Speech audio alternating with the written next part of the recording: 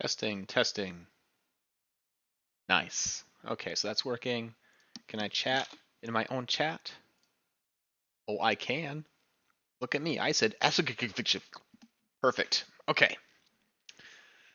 Oh, baby, I'm excited. All right. Let people figure out that we're here. I didn't give any lead time. I just turned this thing on after I send the live message. And I need to send some things out on Twitter and Discords and stuff like that. So give me just a moment while I do that. And then we'll talk about my plan. And hello, fellow YouTubers. Yeah, there's probably fellow YouTubers out there. Hello, future YouTubers. You know, the beginning part of these videos always get cut anyway, so I can say whatever I want. It doesn't matter. I've really screwed that intro up. Okay. Get rid of these extra windows here so we can have all the bandwidths. Go. And we will do our obligatory tests.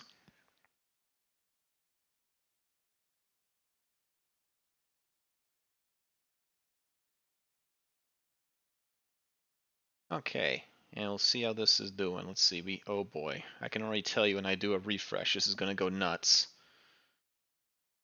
Okay, it was an active stream last time, so headphone users beware, because this is about to go insane. Dumb ways to die. So many dumb ways to die. That's not weird, anybody else? Dumb ways to die. So many dumb ways to die.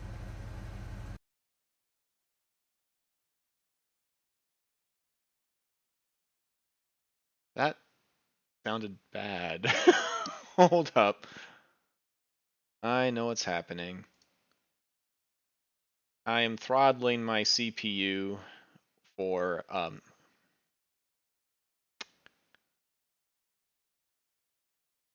well, so much for that. We'll turn off the let's turn these off. I was throttling the CPU for Opera so it could save room for the game, and apparently that's not a good thing to do when you're doing sound alerts. So let's try that again. Get these sounding better on the next. Dumb ways to die. Okay, yep. I'm tapping out. Okay. Dumb ways to die. It's fine. Stop.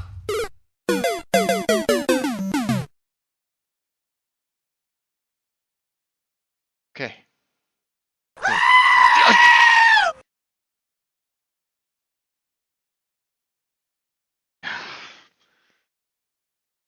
It's too bad that was wasted on an empty audience. Okay. Oh, wait. Somebody saw it. Who are you? Sukoksi. Well, welcome. Sorry I totally destroyed your name.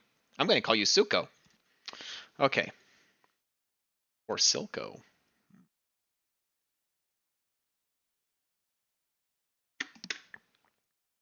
Kane Season 2 should be coming out in November, I think. And Silco was such a good character. Okay. Well, usually it takes a minute or two for people to realize that I am live. So we will just go ahead and get started. I got a few preppy things I need to do in the world, and then I'm going to start some redstone wiring. I've been thinking about it. I think I got it built in my mind. So once we start putting pen to paper, as it were, we'll see if that idea pans out. But when I run the simulation, it works. So here's hoping. Now, usually, oh, yep, here we are. The factory's saying hello. That's awesome. And it looks like I am showing perfect. Okay, good. Let's go ahead and see what's going on here. Okay, cool. And this is just me doing a little latency test to see if everything is looking good. Alright, I'm waiting for it. Okay, cool. 10-second delay, which is extremely acceptable for Twitch. Actually, that's designed, that's programmed in. Allows me a chance to delete anything naughty that might be in a chat room. Okay, so great. Put that to a different tab so it's not doing that, and there we go. Okay. So, Fade, what are you doing today? Okay, so at spawn, we have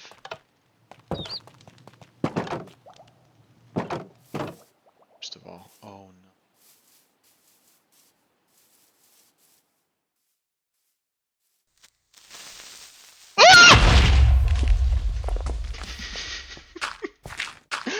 Oh man, this is gold! What the heck? I'm sorry, I got caught lost in thought. I am flabbergasted because I left this machine on, and when this area unchunk loads, this machine gets out of step. But it's not out of step. It's working perfectly. It's set up on an if-then logic system.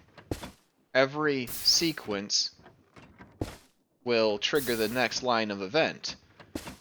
And when it is unchunk loaded, it doesn't know where in the sequence it is.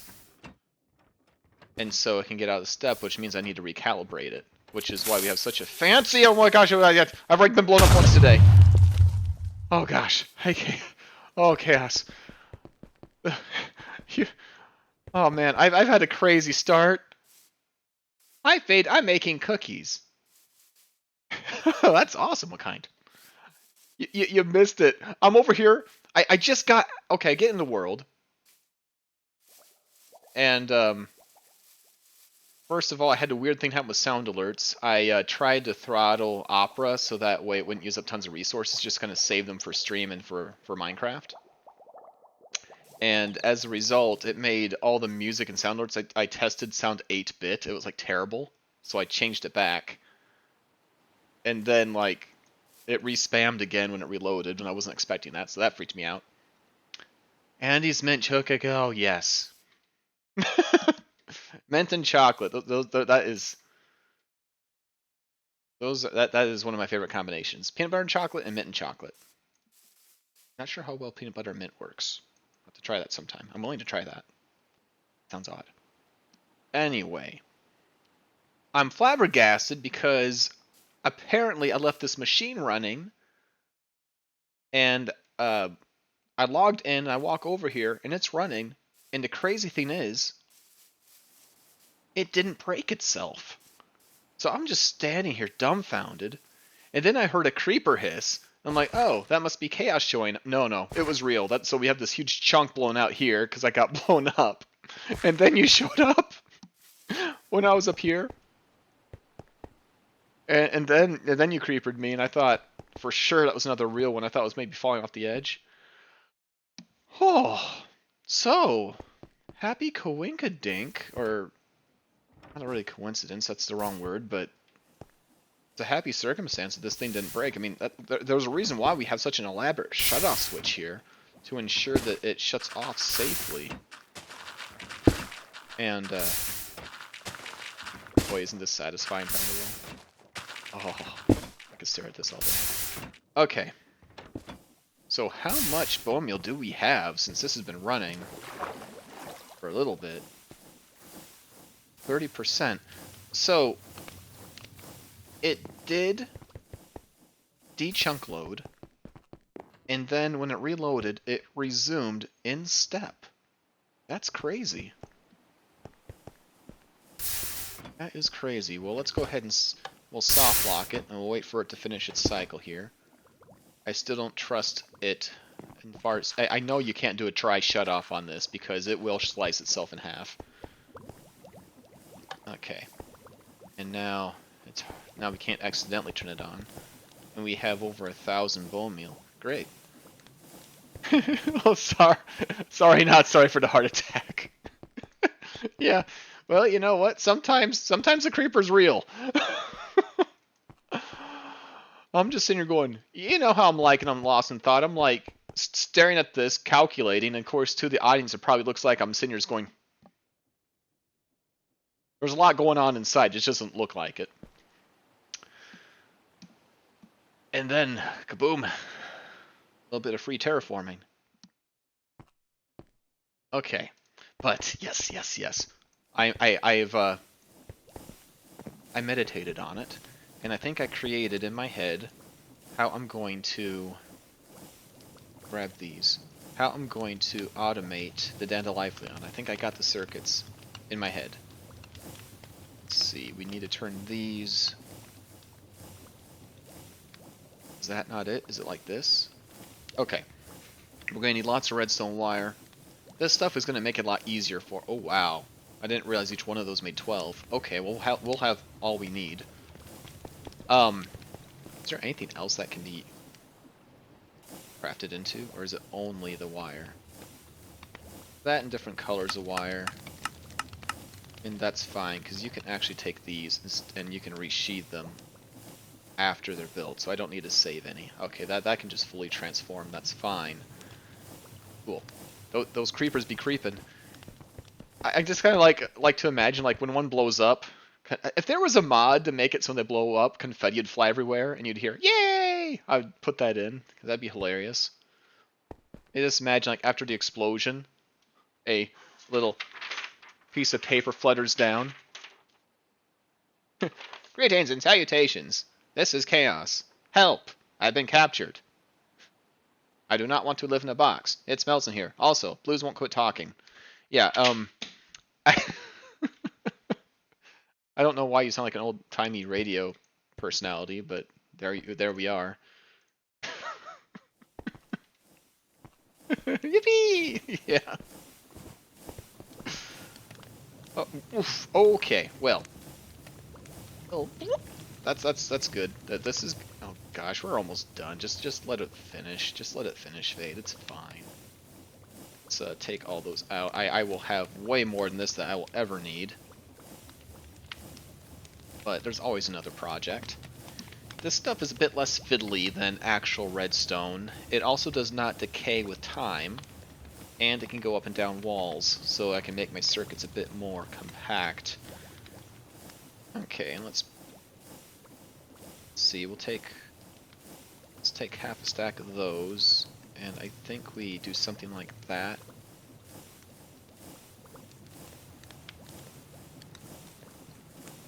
We'll get some more insulated ones. I give it 2 weeks before you need more. Need more what? Oh, redstone. I kind of take that as a compliment. Like, I don't really... I don't think of myself as a redstoner necessarily. But when the pieces are more...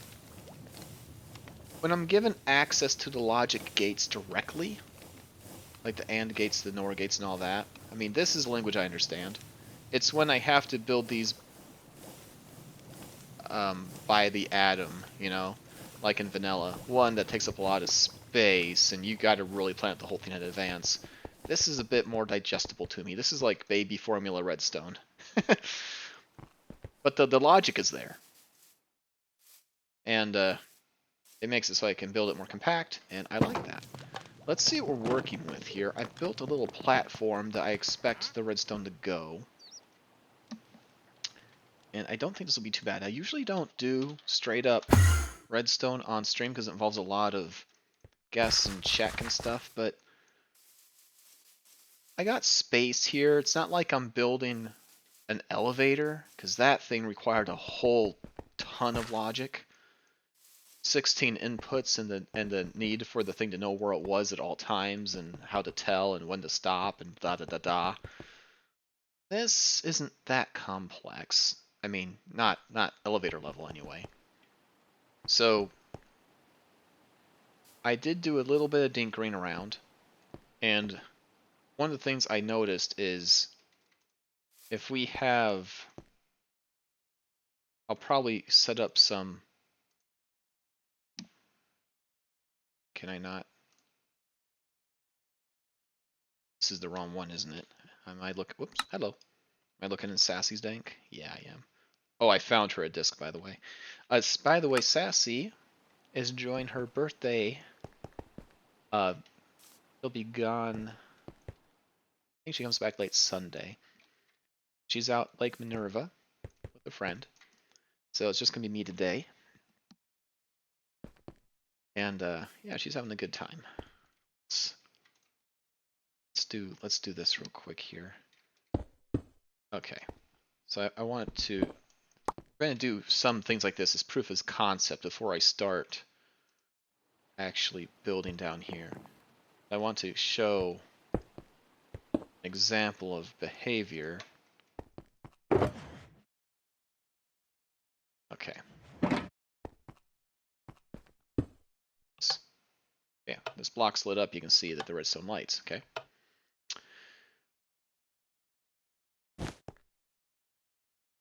Alright. Happy birthday, Sassy. Yeah. Yeah, she's having a good one. I have to figure out what I'm gonna get her. She knows it's a little late, but she understands why. Okay, so this will transmit through. So this block gets powered, what's beneath will get lit, just like we have here. Pressure plate gets lit. Now, a few things I noticed. Redstone going directly into wire doesn't work. Okay. And if we pick this up, we use a normal vanilla like repeater, it acts as a transition point. That does work, which is why we have this built a certain way. Also, I discovered that if you do this, that also doesn't work. So it does have some different behaviors that we'll have to keep in mind. So this is why we might see normal redstone in some places, like here, to draw out the signal, not in others. So let's think about what this does. This will get a signal. If it gets a strong signal here, both of these blocks will be powered at the same time, which means they will simultaneously drop 6 blocks here on that pressure plate, creating a signal. At this point, when this lights, we don't actually want it to act yet. We don't want it to act until the blocks are in these positions. So what we really want to do is have this thing record the event of the last block leaving the pressure plate. But we don't want the machine to act on this being powered. We want the machine to act upon this being depowered after it has already been powered. So it needs to be instead of a rising edge powered on, we need it to be a declining edge. I think I know what I'm going to do for that. So I did bring my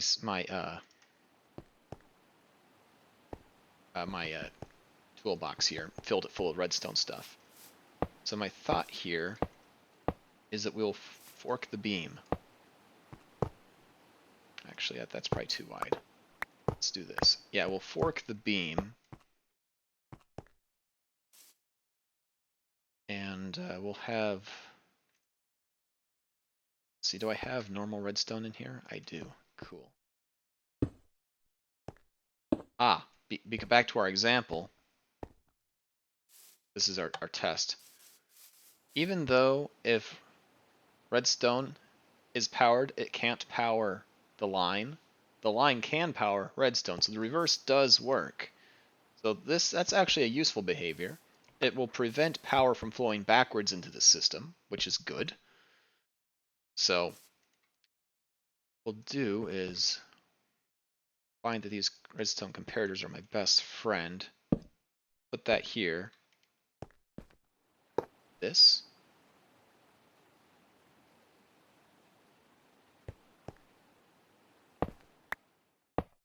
One more space. One more space. 2 more spaces. I have a thing in my head. I'll explain it very quickly. Okay. So for those that don't know, when this is arranged this way, this will only send out a signal if the back end power is stronger than the side. These do not lose power over distance, where these do. Also, this is simultaneous where this isn't, but I want to slow it down a bit more, just to be sure. So we're going to do this, put these in. Now this is going to re-strengthen the beam. Let's just introduce 4 ticks of delay, so that's like a second. Okay. So in my mind's eye, what should happen is this will come out as a 15 power here. It'll then be down to 14 power here, and then this will be fully powered, which will block it. So it's going to block its own stream. So the behavior I'm looking for is when this gets activated, we'll not see any stream come out. But if it is when the power stops, if I can get to where I can see it.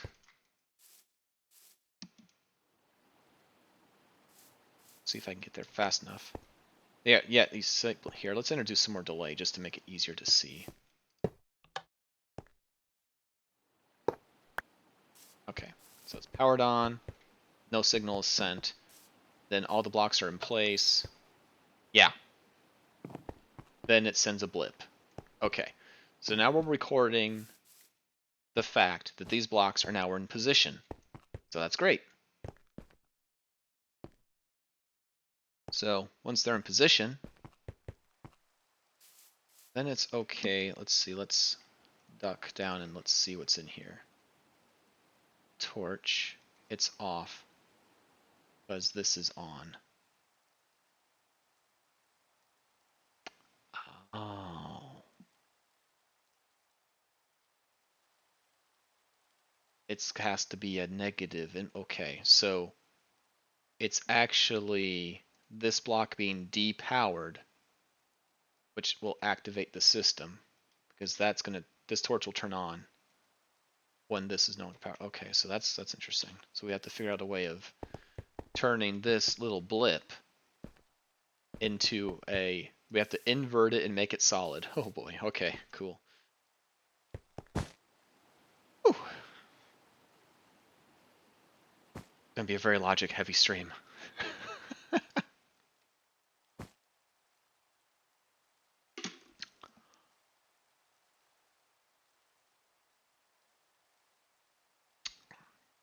It's like I can't sleep that away. Okay. We don't want this to fire right now because we got... Actually, maybe what we can do... These sitting here will mess it up. Just cheekily hide that there.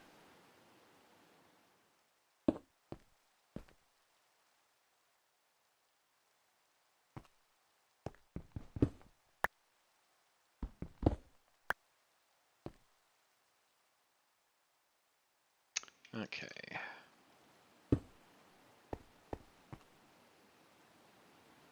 Lean you up against the box. Yeah, that works. Okay. So now we can still access it and it doesn't mess with the dancing blocks. Okay. So what we need is an RS NOR latch. We're going to do another behavior test on this. So what that does is when it gets... One side will always be lit. There. Okay. Let's pick this up. Okay. So one side will always be lit.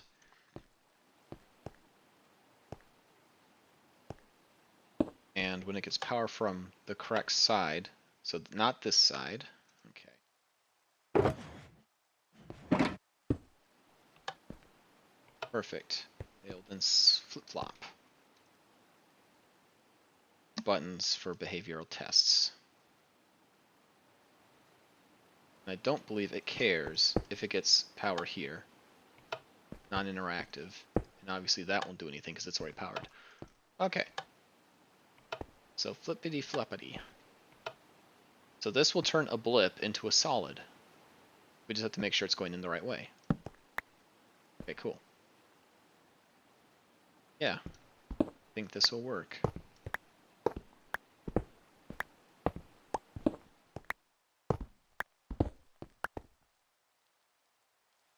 So let's put it... See, can I do this? Some space. Gotta find out where.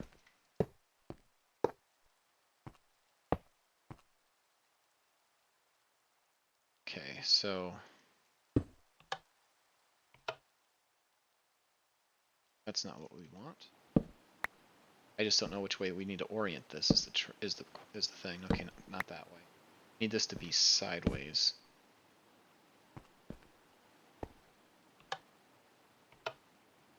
Okay.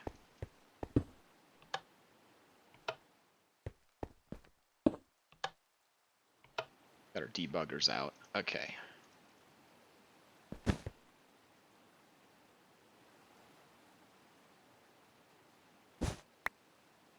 Cool.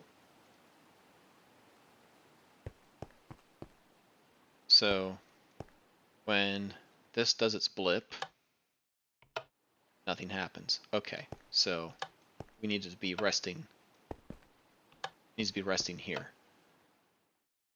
Okay, so this is the state it should be in when it's not running. So I think it's this simple. We'll just run a line directly to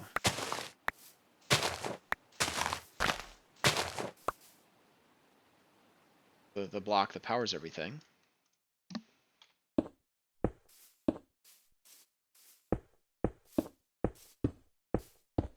Right there.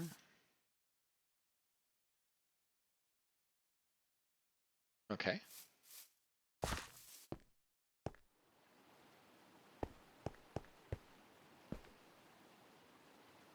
Take this out because this doesn't interact with it, and neither does this. It's nothing. Okay, good. Okay. This.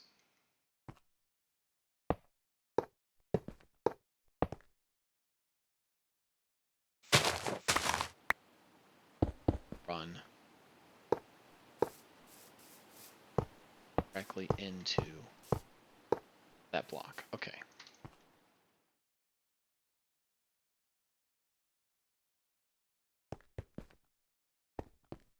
Wait. Wait. I have this opposite.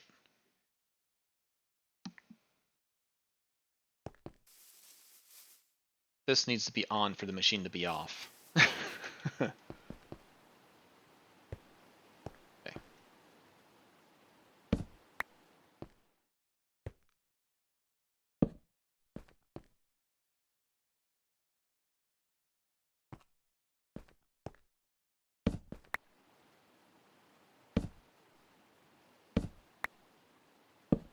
I need...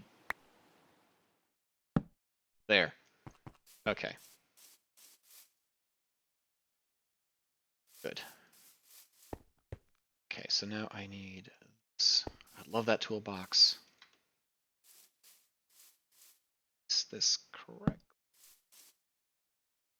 Okay, so now don't need this switch anymore. Okay, good. Perfect. So if this got powered, it would cause this to blip.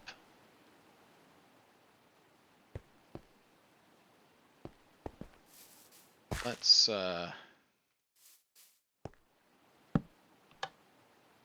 do a test here. Make sure we're getting the behavior we want. So, powered on, Nothing changes. Power it off.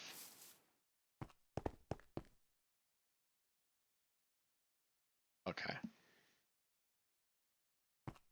So this is the side that's looking for power, so we don't want to have to wrap it around like that, so I guess we do need to this.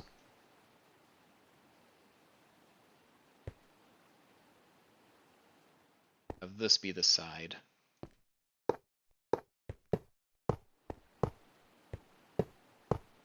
That connects.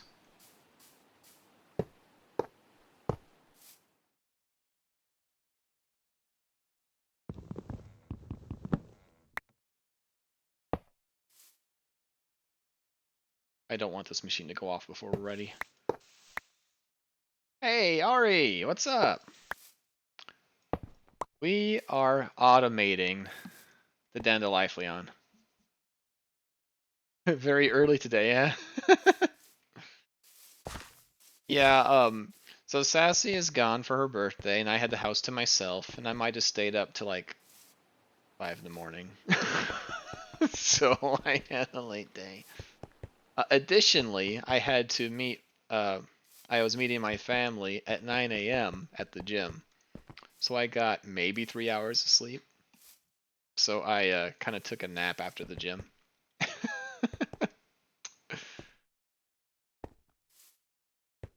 Okay. So this is where things get tricky then. So what we've got so far, let's do a debug, another debug test here. Where's my switch? My lever. Okay. This and power that on, and we'll just break this line. So that way. Okay. So what we got happening is we want this to send out a blip after the last block has been placed. So when the blocks fall, the signal turns on. We don't want to act yet. We want to wait until the last block is placed here. And this stops sending a signal. And that's when we want this to send a signal. So the way we've done that is we split the beam into one slower, weaker signal and one stronger signal, faster signal. So the first press of the button stops itself from proceeding. And then this goes away faster when the button pressure plate stops being pressed, and this is then allowed to go through. Men don't sleep, they pass out from exhaustion, I guess. And then we need to turn... We need this line to depower. So it quits powering this block, which will allow the redstone torch underneath this to light, which will turn this whole farm on. So I don't want to actually run because the blocks are in place. So what we want to see happen is this line turn off. Not when I flip the switch. Good. But when I turn the switch off, because this represents the last block being placed. And that's exactly the behavior we want.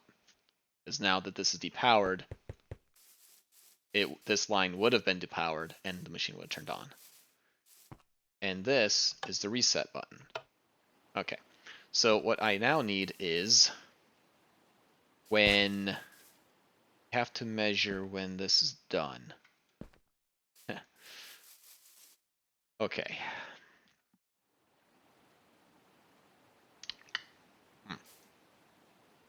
Set that back up. We're halfway there. The wiring's going to get a little bit interesting now. Let's think here. So what we've done is we got this. I might want to send it the other direction actually. This flower will be activated. Dance, dance, dance, dance. Gets down here. And then it has mana. Mana gets shot through this. While it's shooting, this will be on. We don't want to act while it's on, we want to act when it's off. So really what we want to do is create another circuit just like this one, but measuring this event. Okay. Maybe that's what will go here. Once this shoots, once it says I'm done, that should be the signal that tells this to drop the next batch, and the process repeats. It also needs to reset this latch here. So I might have to get underneath this. Okay. I have to get underneath. Here's a question. Check this behavior again.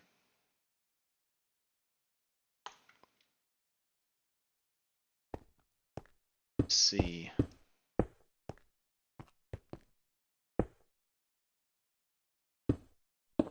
Happens. I do this.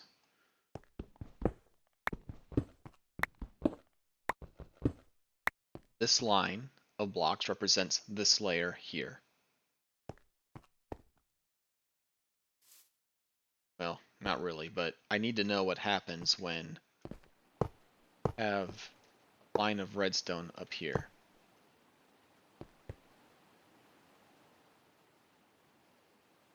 So we've already just, let's see, that's not a good test. I need one more. Yeah, one more. And now we'll do this.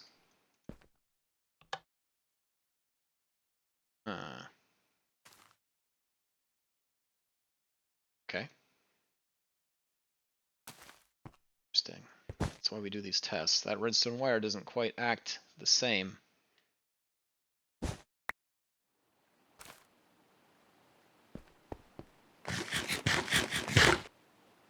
So it doesn't care if it's right next to a strongly powered block. It doesn't connect.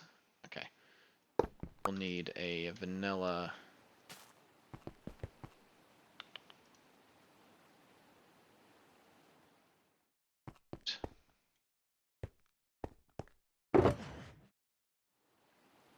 Hey. Well, this will work for our purposes here. Yeah. Okay, so we'll need vanilla block to act as a transition. Now, these are all lit. Okay. I will bet that means that if we have a bit of this here, it won't light. But we have normal redstone. So I'm expecting this will be strongly powered. So this will light, but this won't. That could be very useful behavior, actually. Yeah, okay. Okay. I don't have to worry about power leaking into this, and I don't want it to. Unless the block is being directly powered.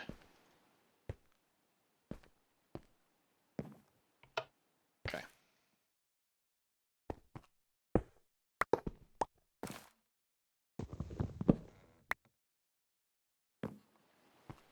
This will light.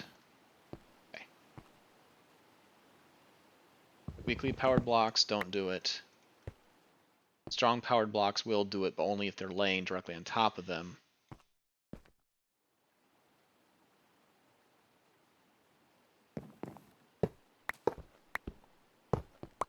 What about the side?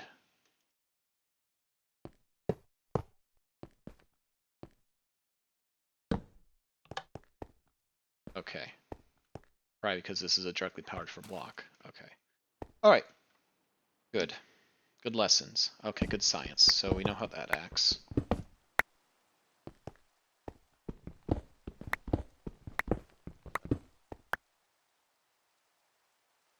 Sleep, so we're stuck with the rain. Okay. Nothing like doing redstone when any moment a creeper can show up. Oh, by the way, I should be talking about this. This is the mana capacitor. This bad boy is comprised of 98 mana pools. The mana will fill into this pool here. There are sparks on each and every one of these pools. And this pool, this spark, is just out of reach from the one on the very bottom in that first pool. So what will happen is it will simultaneously fill all of these all the walls, all these pools on the side here first. It'll go there first. Then once they're in here, it will be in range of this pool. This spark says I always want to be full, so it will pull from all these side pools at the same rate to fill itself. So what ends up happening is this battery fills top first, then all the side walls fill at exactly the same rate until full, and then last this pool will fill. So if I want to measure the capacity or how much mana is in this capacitor or battery, I can actually measure any one of these pools because they should all have the same amount of mana in them at any one time. That's going to be useful for when I want this machine to know if it's full and turn itself off, and when it needs to turn itself back on. Not there yet. Okay. I have got to get rid of this rain. We'll let these ideas ruminate in my brain for a second.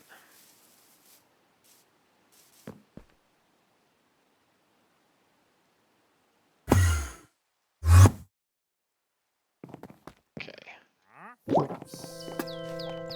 Yep. I know, Factory, I know. I missed you too. Okay. Now. Detour satisfied.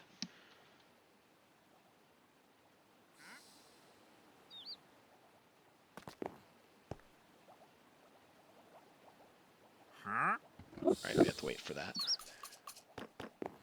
Oh. Hope you're all having a nice weekend. Are you awake enough for all this logic?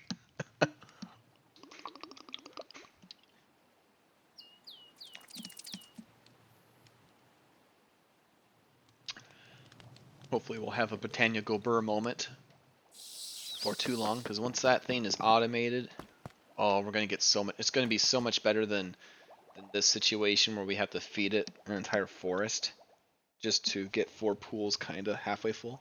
God, I'm sorry, I got something in my eye. Ah, or something. Okay. Instead, we'll be filling up 98 pools at once. That should be enough by the time we get up here, I think.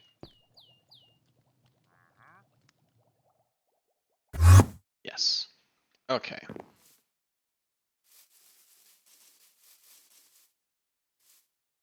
Up here we have mana bellows, and I can actually demonstrate these. There will be an apparatus up. Oh, that's annoying. There's an apparatus up here, or there will be, and it will drop tablets into this pool. We'll want those tablets to fill quickly. Once full, they'll be sent somewhere, bottled up. Still better than sand duper or creeper farm to get mana from explosives. Yes. Yep. Also, the Entropinium knows if you're duping TNT, and it does not give you as much mana. So it will still give you something. But yeah, the intimidating part of this for me wasn't actually automating this, it was this, which is funny because I thought in order to keep up with mana production, I would need to make like a ridiculously massive farm. Okay, I'm alright. Oh, I take it that means the first batch of cookies are done.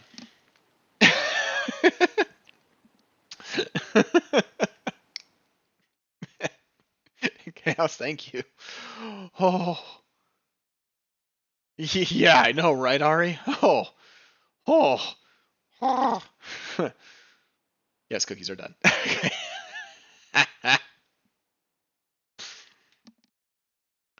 Oh yeah, this is where we're like, good. Um, our PO box is there.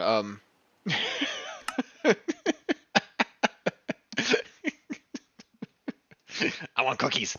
Okay. I don't think that would work out very well. Oh, this reminds me of a very brief story. So my dad was in Vietnam, and you very keenly wait for when you get mail from home. It's a big deal, and getting it to you isn't very reliable when you're out there.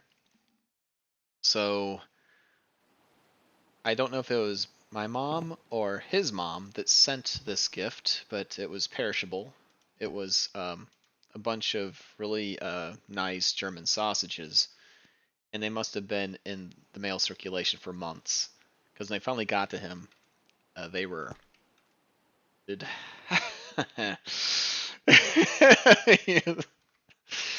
he was like, appreciate it. Use these against the enemy.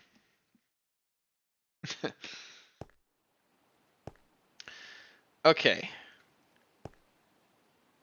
Anyway, that's how we're going to measure the capacity of this thing once we get there. But first, we have to get it. So, okay, so we've solved. Okay, so right now, this is correct. This is in a off state. Still better brick MREs. I actually know what those taste like. My friend, one of my friends was a Marine, and we went backpacking together. It was right after, let's see, I must have been in my second year of college or so, because I went on my internship trip to the Boundary Waters, where we were up there for about 3 months, living very rough. It was great. And after that, I was to meet with him, and we were going to go backpacking in the Grand Tetons.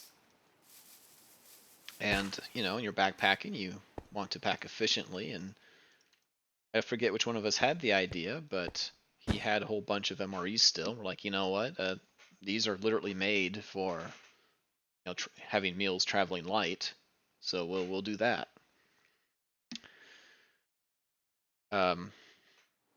They were functional.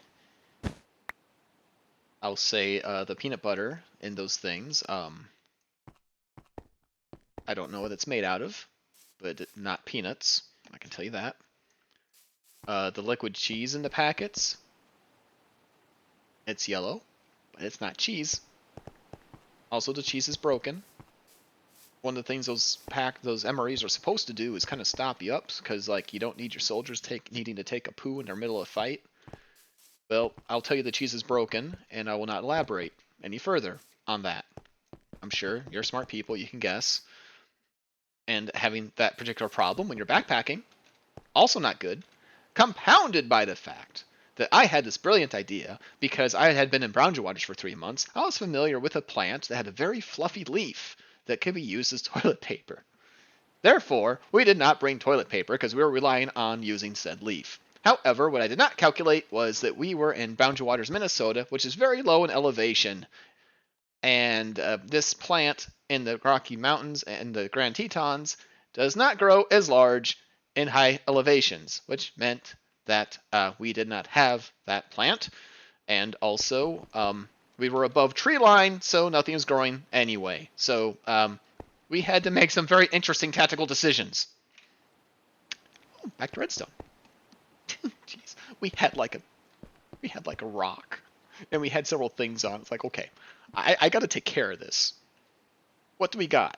I have a stone.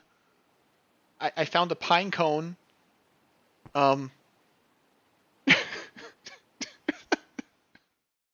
Rectal Ragnarok. Please tell me you didn't grab poison oak by mistake. No. Fortunately, bio major. I know what that looks like. Also, poison ivy and all that.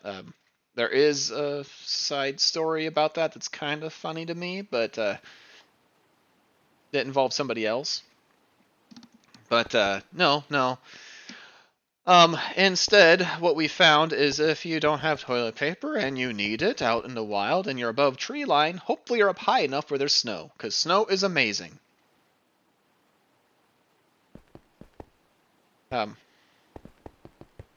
Yeah, there's some other anecdotal stuff there, but it's funny, but it gets kind of gross, so I'll just not talk about that. But anyway, snow worked. We were fine. It was good. Also, we miscalculated number of MREs. We brought enough for one person instead of two because we thought 3 days meant 3 meals. There's 2 of us. I mean, my friend is literally a rocket scientist, and I'm a bio major, and neither of us knew how to do basic math when it came to this.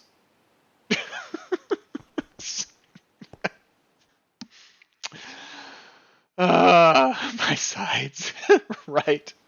When we got back, we hiked down. We were at Hurricane Ridge, and we hiked up and over the Grand Tetons down to Jenny Lake. So where most people are hiking up to Artist Point to look down on Jenny Lake, we were actually had gone up and over and hiked down. So once you get to Jenny Lake, there is a ranger station there, and then one of my friend's brothers was going to pick us up at the ranger station and the gift shop place down there, and that was where we were going to get picked up. And we had been drinking water that had been purified with iodine tablets, the whole time, and it works, but it tastes gross. So we're looking forward to having water because there's just a simple drinking fountain at that point. Plus, we were very hungry. We were making like little hobo Gatorades with the leftovers of the MRE, like the salt packets and the condiment packets and stuff. It was fun though. You know how I like it when things go wrong. So we had made it, and we're just so excited for this water. And we get there, and my friend gets to the water fountain, and he fills his thing up, and he guzzles the water bottle, and then it's my turn, and right as he's filling his bottle up, all the lights in the gift shop go off, and the parking lot lights all turn off, and he finishes filling his water. He's like, huh. He finishes drinking his bottle, and then I go to fill my bottle, and a little bit comes out, like a little thimble amount of water, then it stops, and we realize the water pumps are electric, and yeah, my friend didn't know this, but the water that was just kind of sitting there in the pipe that he had just filled his water bottle up was the last water that would come out of that thing. He would have shared it otherwise. He just didn't know. So, no water for Fade. There's another water fountain that I can see. There's like a long concrete path, and there's a big boulder. And that boulder had a spigot in the side that was intended, I think, to fill water bowls for dogs and stuff. And I'm like, okay, I bet there's water in that. So it's out in the distance. It's quite a ways down there. I'm like making my way towards it, and I kid you not, this 5-year-old comes out of nowhere, way up ahead, walks up to that stone, opens the spigot, and just starts to watch the water come out of it. I'm like, I'm going to punt a 5-year-old. I'm some parents going to see their kid go.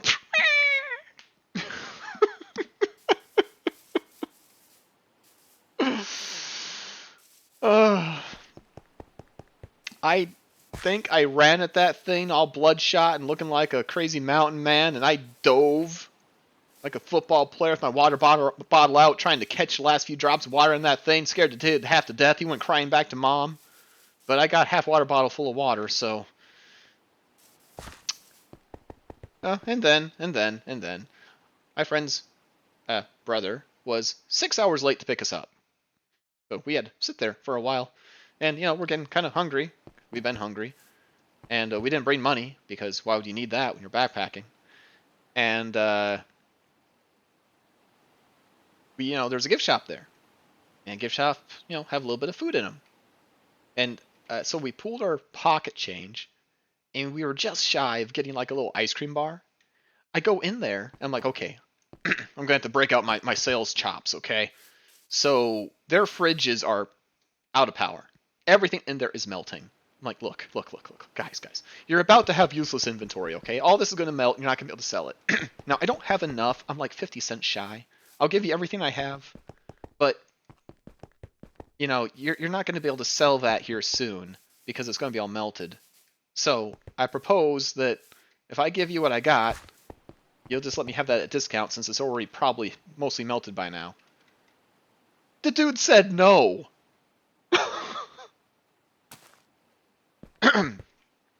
And so they close. We're still waiting for my friend's brother to pick us up.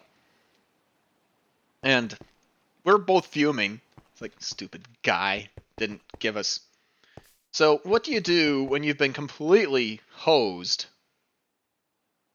by this guy? Like literally he can't sell any of it now, and it's just denying us. It just felt like personal for some reason. And you're sitting there and you're stewing about it for 6 hours. Let's just say that we took turns when we had to relieve ourselves, writing our names on the side of the building for the remainder of the 6 hours. Yep. I do not regret that decision. I stand by it, and I feel good about it. Was it petty? Yes. Do I care? No.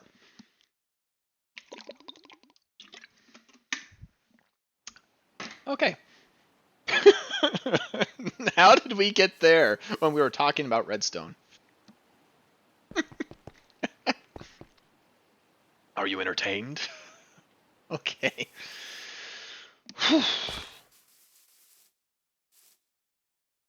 So, this little bit comes out. We shouldn't be using that, though. We should be using this. Very pleasant day overall. Actually, it was a fantastic.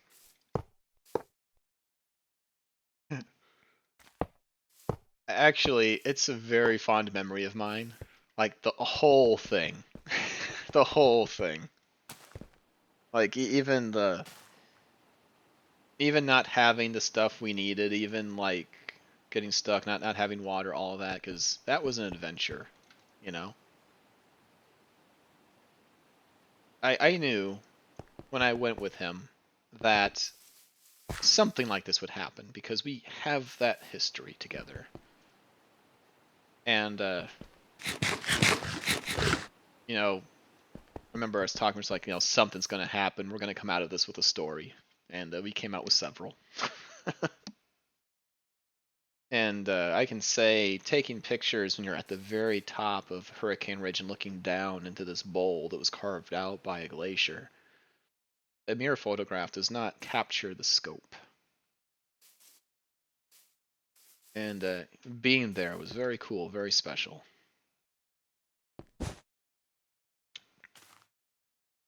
History of low int score. No. History of low wisdom score. That's...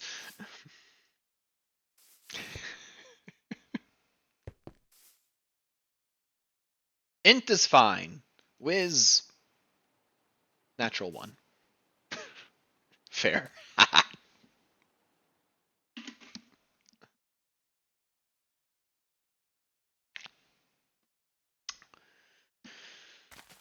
I mean, this is the same guy that got almost arrested when he was... So, he's Mormon. And you may or may not know, but Mormons go on mission trips, generally. And he did. He went to Canada. And so he had a few run-ins with the Mounties. And what's really funny is Canada kind of lived up to its reputation where everyone was nice. Because they were like, well, don't you know, man, you can't... He said, I'm making Canada sound Jamaican. Anyway, they're just like, no, don't do that. I mean, you're driving on a road and you don't see anybody on either side for miles, and you see an oil derrick doing one of these things. Most people just drive on by. My friend is like, I'm gonna ride that. He's in his complete suit, no, his Mormon costume, his complete two-piece suit, looking very nice, black slacks. Climbs on this thing, rides it like it's a mechanical bull, and he's taking selfies of himself doing it. And he's got several of these, and you're paging through them. You're like, you're nuts. Why did you do this? And then you see, as you're padding through them, oh, there's a car in the background. Oh, that car's getting closer. Oh, that car has flashing lights on it. Oh, there's a guy getting out of the car. Oh, it's a Mountie. That Mountie is now shaking his fist at me. Yeah. His response, tosses the guy his phone and asks him to take a picture.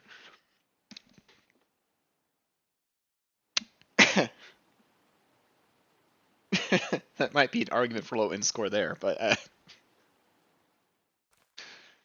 didn't get arrested.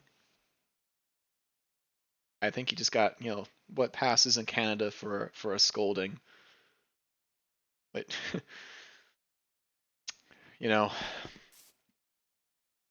there's another time where he's about to meet somebody that's very important in his Mormon community.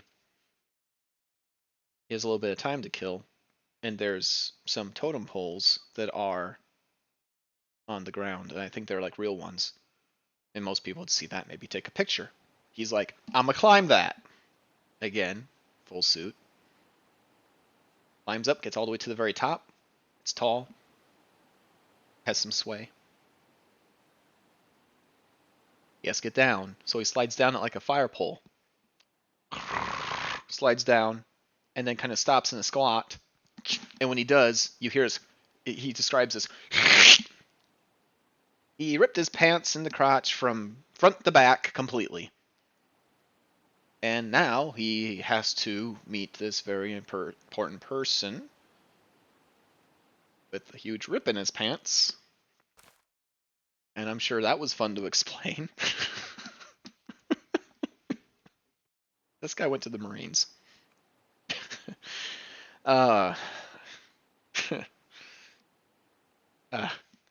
He also, to kind of complete this image, he has a very high and watery voice. Left for the Marines, was there for 4 years. He is very thin, very wispy. Came back jacked, as you'd expect. And looked great, very fit. Had the same watery, wispy voice.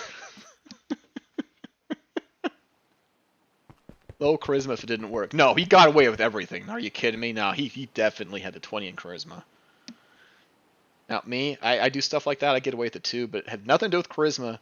If there's a dumb luck stat, I think I have that.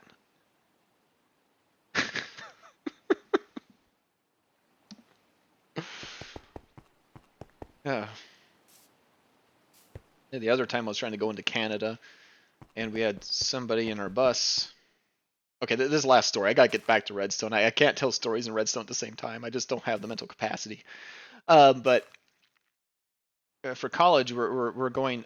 This is the Boundary Waters ship, and we were going to be going into Canada to do our backpacking. And one of our members was from Japan, and okay, just first name Takashi. Okay, and we had several weeks notice that we would need passports, and we told him, please get one, because all he had was a driver's license from Australia. Random. And he putzed and didn't get it. Now we're on our trip, and so we were at the border. This is after 9/11, so security is a bit tighter. Our professor is in his little pickup, He shows his ID and goes through. And then we show up in a large van, all of us, college aged, packed in this van, and we get stopped. And this very little man shows up, and he's the Border Patrol guy.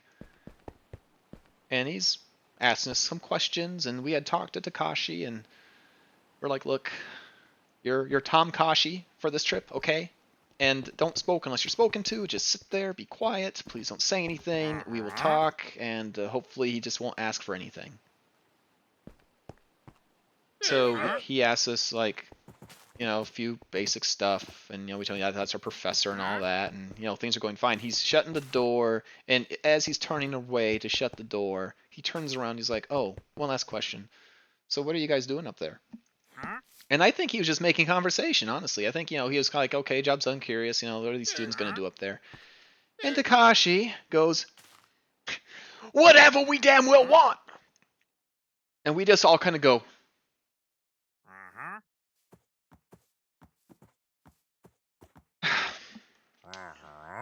this tiny Border Patrol guy, he must have had severe little man syndrome, because he just kind of went, oh, okay. Cracks his knuckles. He's like, everyone get out. And then a whole bunch of Border Patrol people approach the van and proceed to disassemble the interior. They're taking the seats out of the thing. Meanwhile, our professor is still happily driving away in his pickup. He has no idea this is going on. And we're inside the building. Yeah, Ari, that's about what we did.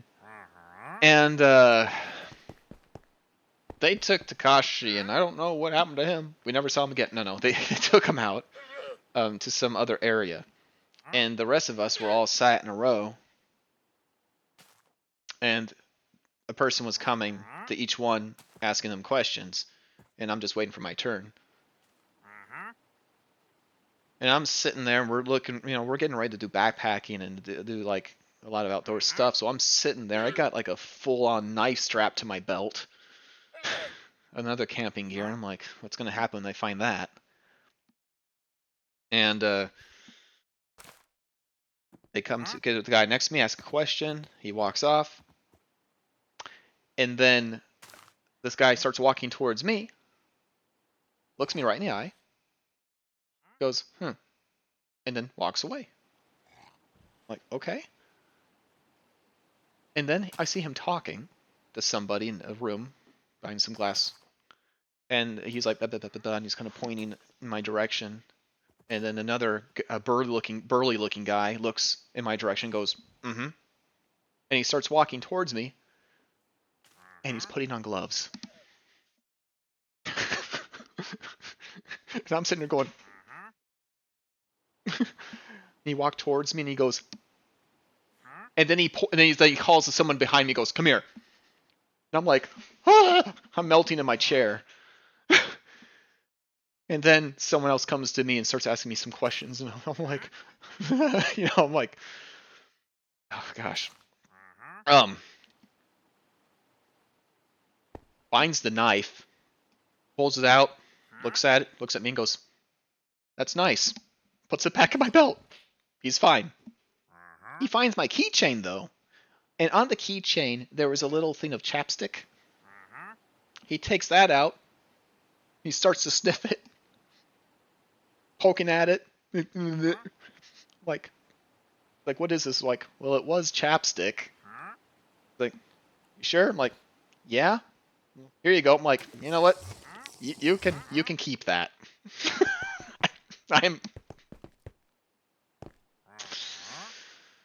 They get all the seats put back in the car.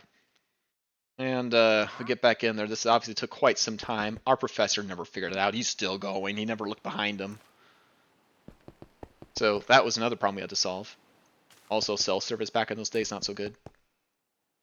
And then we're trying to find all of our stuff, which just got all jostled all over the place. We had brought some lunches with us. And we they were all thrown all over the place. We found them. But what really struck me as kind of funny was one of the students was vegan, and his lunch, and only his lunch, looked like someone had found a sandwich and just turned it into mashed potatoes. He's like, wow, some deep-seated Canadian hatred towards vegans or something. Okay, so Sassy is telling me about this. For whatever reason, everything that spawns in the world right now is either called Eve, Blues, or Chaos, and I don't know why. I added some names to the list, Blues and Chaos being amongst them. I did not add Eve to the list. It's supposed to evenly pull from both lists, and one of those lists has thousands of names on it. So I don't know why this is happening.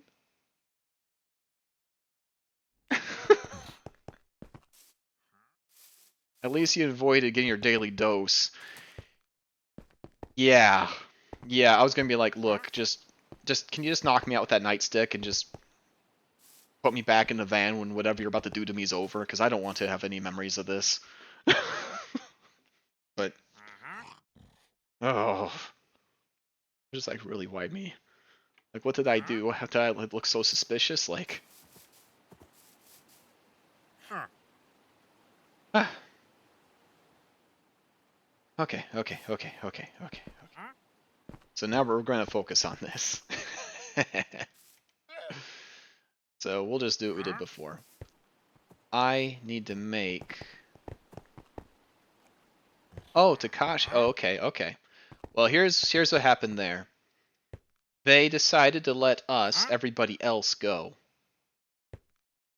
And they did not let him go. And so we then got in the van and we're going. Now, of course, we couldn't just simply leave Takashi there at Border Patrol. And we tried calling our professor, but either there was no signal or he just couldn't hear it because it's an old rickety pickup with wind whistling through the windows. You know, it's probably just can't hear us. He's also towing over canoes behind him. They're making noise. So we're thinking that we couldn't get a hold of him. So we get in the van, and again, I like to remind you, we're a bunch of really fresh-faced college students. We decided that we'd just get in this van and floor it. When I say we, I wasn't the driver, okay? So it was like I guess the equivalent of an RA on this trip who was responsible for us. He's like driving, he floors it. So now we're speeding through Canada trying to catch up with this pickup. And by the way, our professor does not drive slow. And we're trying to get up there. And after some time, we see him. And just to add a little bit more drama to this story, we see that one of those canoes has, through the shaking and jostling of the road, has started to work free of its moorings. The straps are coming off, and it's just dangling. One of them's just dangling.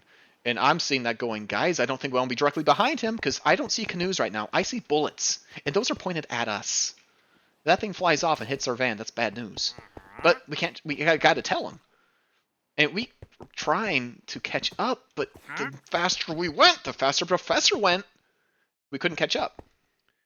So finally, now, I do take credit for this idea, and wasn't my best. I'm like, look, maybe he sees us in the rearview mirror, okay? If we put on our blinkers and pull off to the side, maybe he'll think there's something wrong, and he'll stop.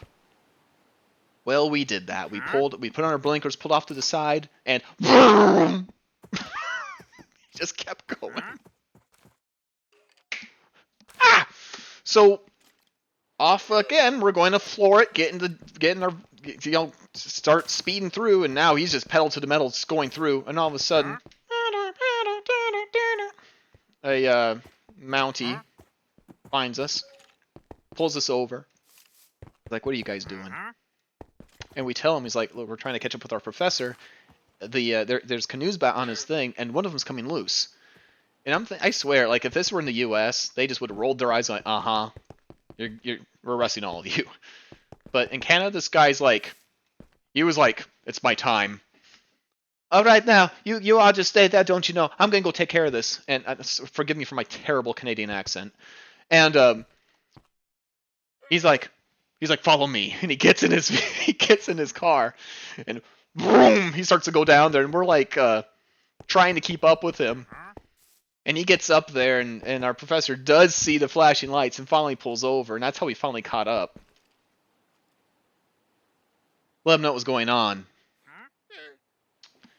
At that point, when we finally caught up with him, we told him what was going on, and we couldn't very well just continue on and leave Takashi at Border Patrol. So we ended up having to turn around and pick him up, and we had to go back to our camp. And then we had to redraw the whole trip so that it didn't go into Canada because of this guy. So, just to see a future story. Well, the way home, because we had to, there's our camp. We had to travel a long way to get to Border Patrol. And then we're going to travel further still beyond Canada to get to where we would start our actual hike. So now we had to go from Border Patrol all the way back home. This is several hours. And apparently all that pedal to the metal stuff on this van didn't do it any favors because the alternator died on the way back. And our professor, when our lights started to go dim and we started to slow down, can you guess what happened?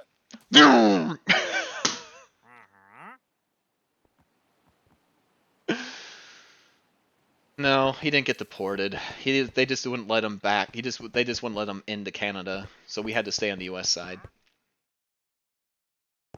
But we got stuck on the side of the road on the way home because the alternator died. And again, Professor wasn't listening to his phone or didn't hear it or there wasn't signal. And there's very few people that drive by. We were still on the Canadian side, I think. And, we're getting out and people that do just drive by or just drive by, no one's stopping. And I jokingly said to one of the girls, like, hey, can you show some leg or something? We need someone to stop. And she's kind of laughed and rolled her eyes. I'm like, look, I'll try it. I'm just going out there as a joke. And I pull up my khakis. I'm like, eh. A guy stops.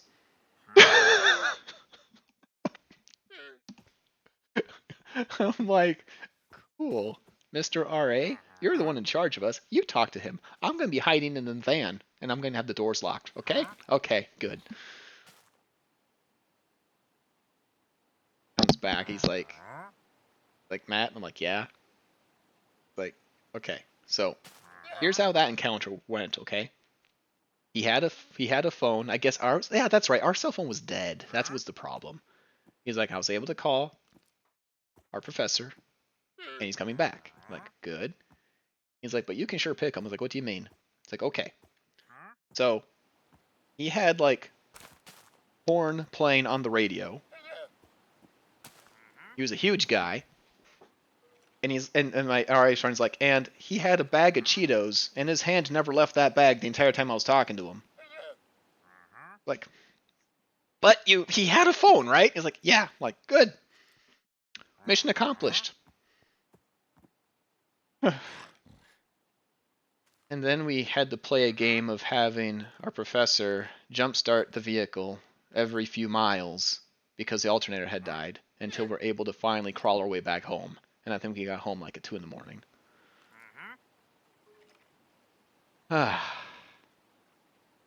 So, after that, though, we did get to go on our trip. We had to stay on the U.S. side, but it was fabulous.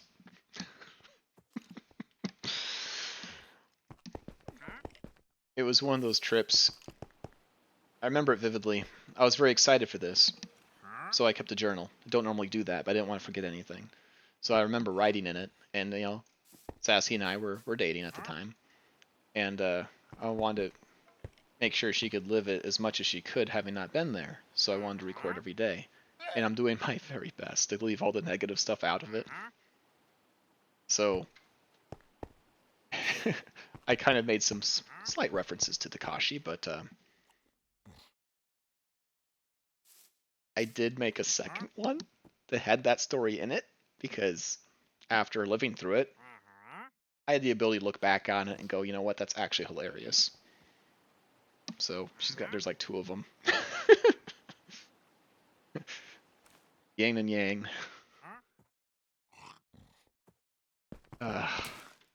Got borked by bot. Oh! Did it completely take it out, or? 28 messages were deleted by a moderator? What the heck?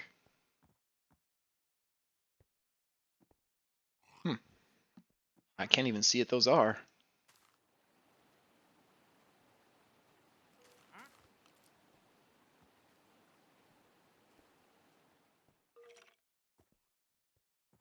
I'm gonna get blown up if I stand. Oh, it's night. Okay, well, sorry, Ari. I don't know what happened there.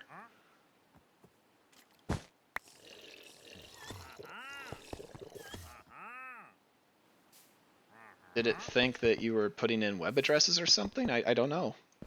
It's bot's on a power trip. The bot is a Takashi fan. Okay.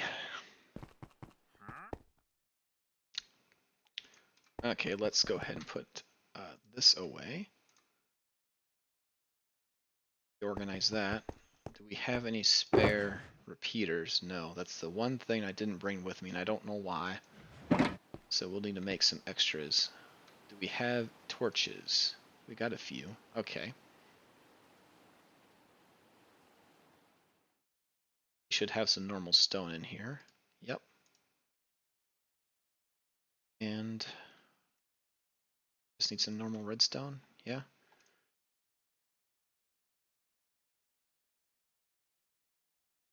Oh. It took out everything they posted since stream started. Wow. Was that a new person? Or was it somebody just get completely evaporated by who got orbital lasered? I know better than to do that. No, I just thought sometimes like when you use a no, it was Ari. Okay. Oh, I'm sorry, Ari. I don't know why what happened there.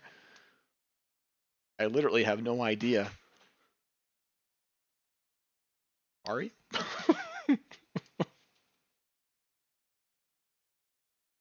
I'll have to look and see the history when stream is done to see what caused that to happen.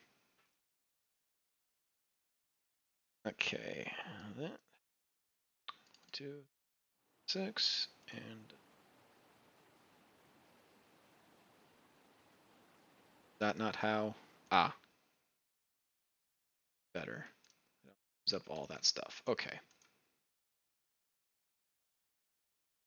Can just put these back in the bag.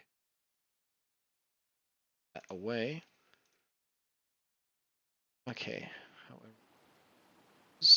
and okay. Just laughing at the other story about guy being banned from Mexico. Oh, well, Canada, but yeah. Okay. So we'll go. Now let's give ourselves some space. We'll do bloop. We might need to have some space. Actually, this is silly. Or could have saved ourselves a little bit of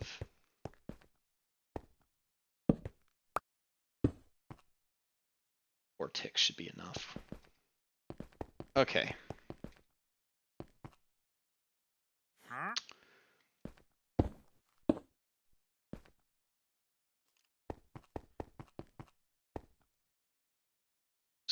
Love that.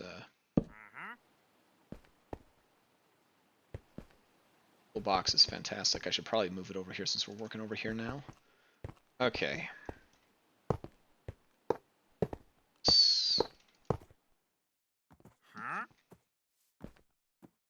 Actually, we can. Excuse me. Narrow our footprint a little bit. Okay. Okay. And then center this here. And we will need another latch. Oh, I hope I brought two. This is getting a little irritating to have to continually. Okay.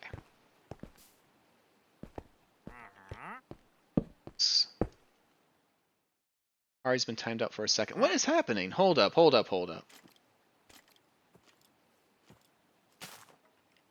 Okay. Now, since it just happened, let's see if I can catch what it's doing.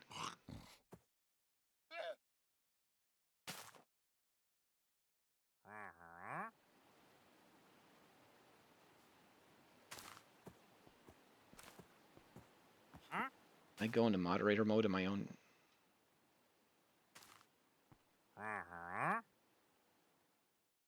It's not letting me go into moderator mode on my own chat.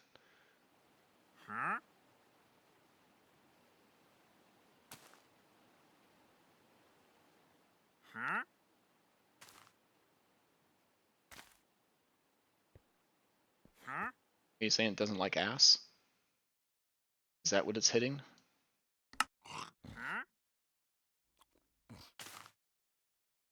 Yeah, it's not even showing me what it was. I have it on the lowest settings as well. Yep. Oh, okay. It's probably counting it as a swear. Okay, well. Creative with your... Sorry, man. But the post with the A word is only one that didn't delete. You can only use that word. Oh, gosh. Well, we'll just have to chalk that up as hilarious. Sorry. We have one more RS Nor latch, we do. Okay. So how did we have this set up? We have it set so the weird squig... Okay, the light should be facing away. So we want the light facing like that. Then we'll do this just to see. Okay, got it. Some behavioral testing. This should act as a stopgap to... Ooh, that's not going to work. We can't have it be that close. Yeah, that doesn't allow black backflow, which is good. Okay. Got it.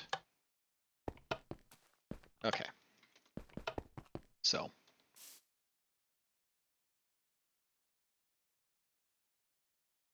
This is going to be zap, zap, zap, zap, zap, zap, zap. And then I think what I can do is we can put a redstone link here. And that link can then go here. That strongly powers. I don't want to bother with crawling a redstone line up this thing because that's going to be kind of an eyesore. So use a redstone link. I don't want to overuse those links, but I think we can use one. So we'll just say this is a redstone link. It's small things always.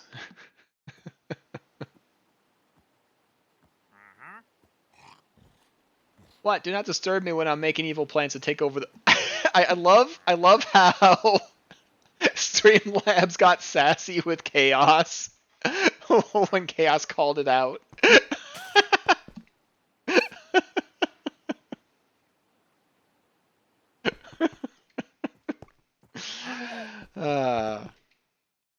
Even the AI is a character.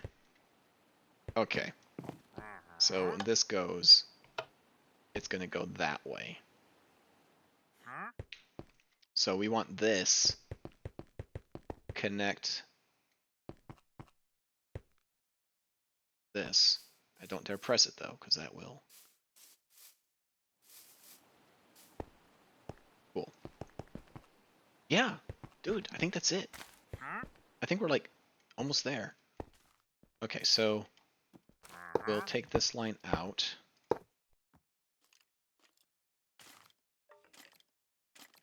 This will need to be reset too. Okay, okay. So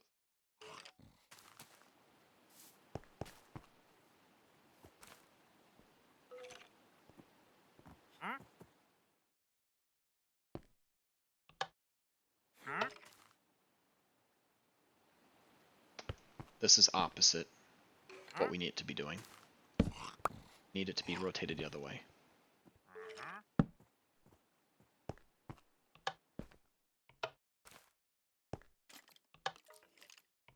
Okay. This is correct.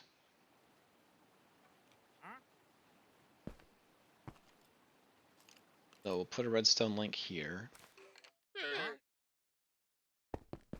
And we'll put one here replacing the switch. In fact, I can pick the switch up.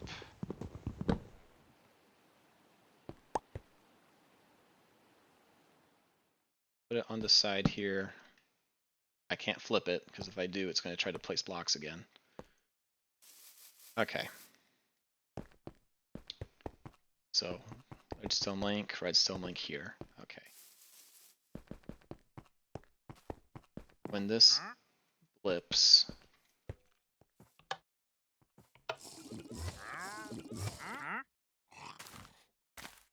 it's get a little complicated. AI is getting wild these days. I know, right? I recently downloaded Galactic Civilizations 4, and they have something in there called Alien GPT, and you can basically it's Chat GP is it GPT? Anyway, it's uses the same technology, and what it's used for is for creating custom races. You can give it a little sentence, and it will create the backstory for you. It'll give you a catalog of pictures that the AI generates. A nice touch that they did is the AI only samples Galactic Civilization's intellectual properties. It doesn't it's only art that they made, which is nice. So it's not like cheating other artists out of their paycheck. In fact, they have like a pool of artists. They just said, draw as many aliens that you like, go as crazy as you want, and we'll commission you for that work, and just throw them into the pool. And somebody I was watching on YouTube did that, made a race of dog people, and it even created, even for like the citizens of the planet, it made them all. Fade, yes. Remember that time? Insert memory here. Fade Johnson or Agent Johnson? That threw me because I'm like, Sassy's not here. Okay. One of the dog's name was like Barker Leisherson or something like that. It was pretty good. Cheeky grin. We need a cheeky grin emoji for you. Okay. Let's run this through. We've been lollygagging. Telling stories a good time, but we're so close finishing this circuit. Okay. Button gets pressed. This gets powered. Goes all the way over here. Nothing happens. Gets depowered, which causes this to flip to the other side. So that means this line is now depowered, which means the flower starts to dance. Dance, dance, dance. Then all of these get absorbed by the flower. Flower is still powered on at this point because we haven't turned it off yet. This is then shooting a constant pulse, which does nothing, nothing, nothing. The pulse ends. This gets hit.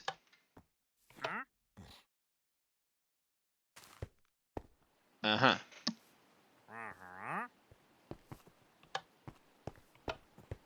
That needs to be the resting position. So once the flower is done, that happens. This sends a pulse. That needs to go here. A problem, though. Not a pulse. A constant on. if that stays on, then it will continuously keep this locked in position. So we need to turn this into a blip.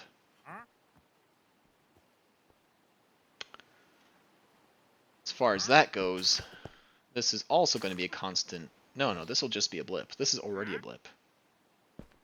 We need to re-blip this. Alright, I personally hope AI usage for translations due to localization around the place. Yeah, it would be really cool for me. What I would like to see, if AI can start to do like image recognition and stuff, a very simple thing I ask. I am a fan of manga and anime, and I'm trying my best to learn Japanese, but kanji is hard. And just like in English, there are tons of fonts. So whenever I do have a program, unlike Roman text, where a computer can recognize it as text like in a Word document, I can highlight it like in Word, and I could paste it somewhere else. Kanji is recognized as an image. So I can't just highlight, unless it's actually typed in word processor, I can't just highlight it. It'd be like trying to copy and paste a picture of a word. It doesn't work. So I found a program that can recognize kanji when it's written, but if it's any kind of crazy font, or if they do anything artistic with it, it doesn't recognize it as kanji anymore, and then I can't translate it. So it'd be cool to have something more robust that could do that. I would love to read it in the native language. Another reason is the translations take a long time to come out, and I don't want to wait. I'd like to just... Okay. Okay, we can reblipify it. Reblipification shouldn't be that hard. In fact, I think I have a thing in here that will reblip. We got one. Pulse extender. Is this the correct blipimadoo? Okay, let's behavior test here. We'll do this. That. This. We need to make sure that it can actually... So this is a solid pulse. Wrong side. Okay. Solid pulse. Can't really tell what that is doing, so let's click and hold. Let's make it obvious. We'll make it 5 seconds.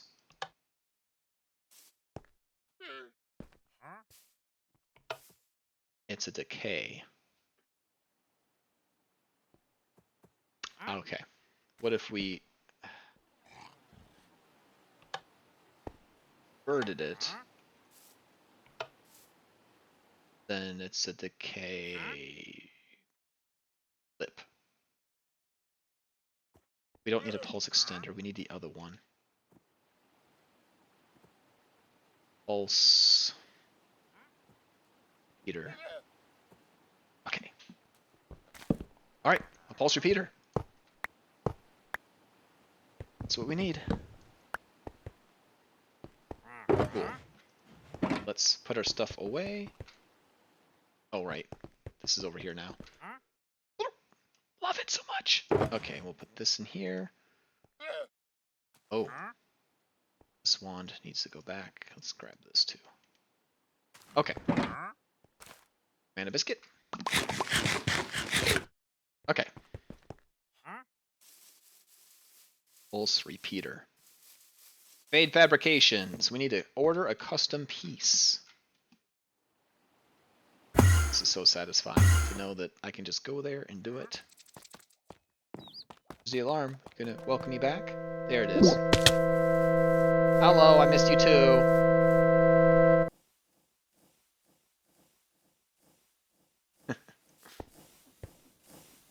Let's make sure, yeah. We'll get our little offering of stone and metal. There. There it is. Thank you, missed you too. We'll put that back here. Let's That's why we need to put like a chunk protection load circuit in this or something. We need this to be default off instead of default on, so that way when it's chunk loaded, see a thing. Yeah, there's whole stacks of stuff up there. Got cotton gravel too. Ugh. Or the overflow protection has a chance to activate the chunk loads. That's a project for another day. Okay, so let's see. We will need. No. All right. Well, fine. Pulse repeater. Okay.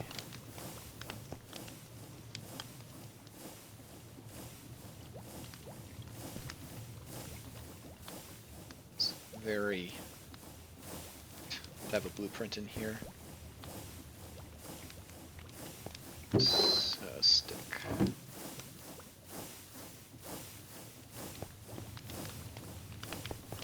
Now I think. Okay, Sir Bonks a lot. One plate, please. Nice. Okay. Painless. Just thinking, this place would be quite nice with walls. Okay, let's go back.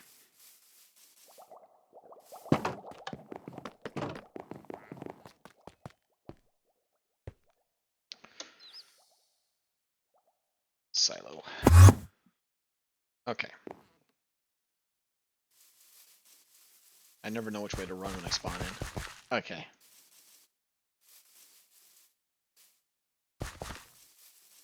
Let's go into incineration chain.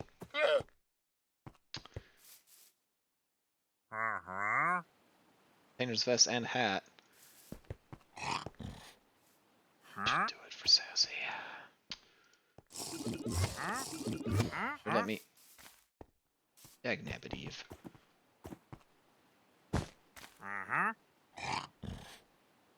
Why are we all here in the incineration room? This isn't the safest room. Hi. I can trade with you. One vest. And wow, a whole stack of emeralds. I think this isn't my money. Okay, look. Yeah, you can retire now, Eve. Let's see.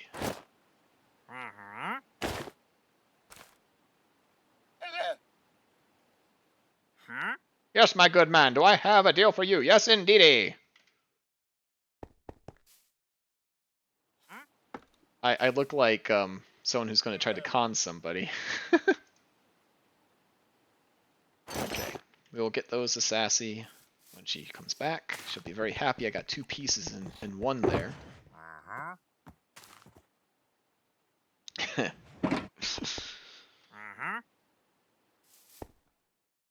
I have a machine to sell you. It works perfectly. Okay, up. Alright, this needs to be blipified. So I guess we can just... Blip. Okay, let's do another behavioral test. Okay, so we need... a bit of those. Port should be good. Okay, so if we extend time seconds, is it going to stay lit for 4 seconds or is it going to wait 4 seconds? It's going to wait 4 seconds and then blip. So the length of the blip will never be any different. So I think I'm fine with that being a 2-tick delay because there's really no need.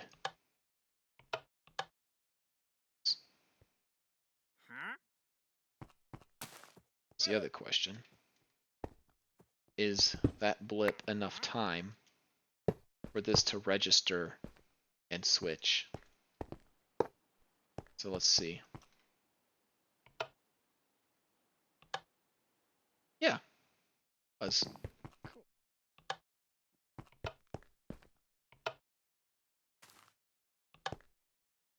Very good, very good, very good, very good. Okay, let's get this back to that position. And we can these have our blipper.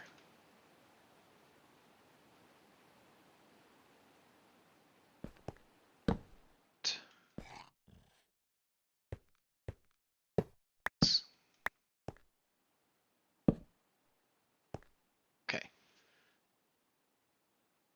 Now, do I want to wrap wire all the way through here and underneath and all that? No, not too badly. So I think this is where I'm going to start using redstone links from create. So we have a link here. This blips.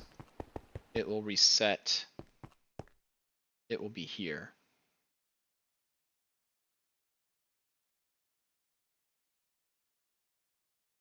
What does this line represent?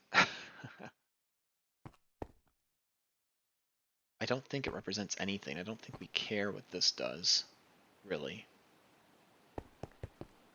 Okay. Blocks fall. Depressed. Lit. Last block is placed. This line goes away. This line sticks around for a little bit. Pulse goes through. It's this. This line is turned off. The power flies over here instead, which means the flower is then activated. Flower fires. This lights. Nothing happens. The flower finishes. This lights. It will blip. First blip will be sent.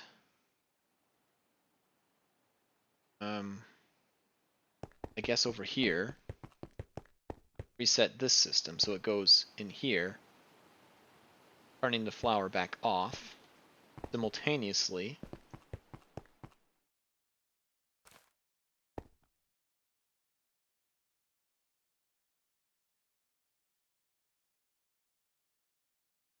do I even need this circuit?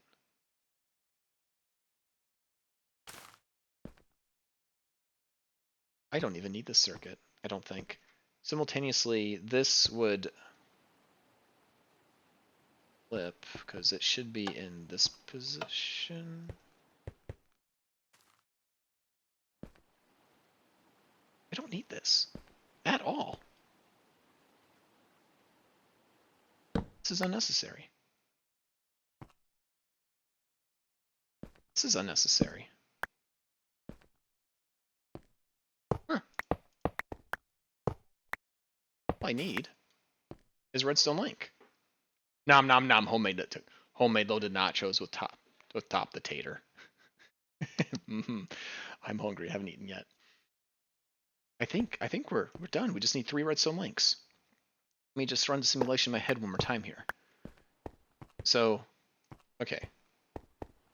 This thing stops shooting, which causes this already blips. It's already a blipper. It's self-blipificating, so it blips. The blip will be sent 2 places. Here,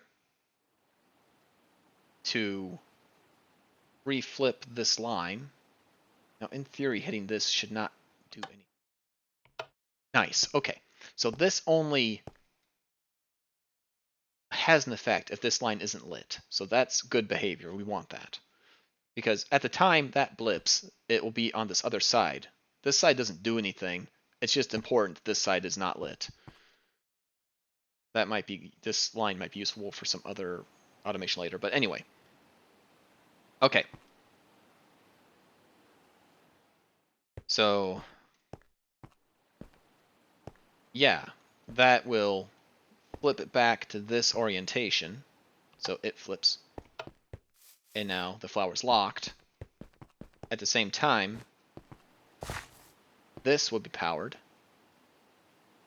It will drop the blocks. The cycle repeats.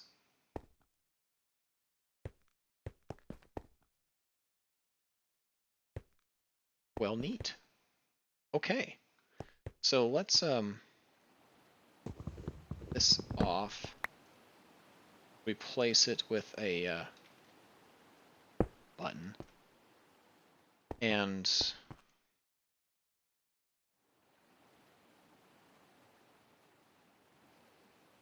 we just destroy these. That's the thing about these blocks. They cannot be picked up once they're placed. Okay. And it's okay that we flip this at the same time we're calling for items, because there's going to be an inherent delay when this thing is placing these out here. That's it. We're done. The only other thing we'd have to do is figure out how to get the machine to turn itself off when this is full and tell it to turn itself on when it's empty enough to accept more mana. But we won't have to figure that out for a long time, because this is going to take forever to fill. I mean, this flower generates a ton, but that is 98 pools. Okay. So, redstone links. That's it. That's all we gotta do. We need 2 redstone links, and this should be good, functionally complete. I can probably tighten up this redstone, but the logic is there. So I might make this more compact, because I could like move this down here a little bit more, and you know, I can tighten this up. But right now I just need it to function. I can make more efficient redstone later. That doesn't have to be an on-camera thing. Okay, let us get our redstone links. I am excited. I am so excited.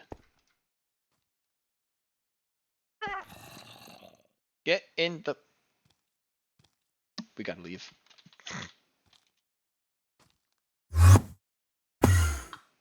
Okay.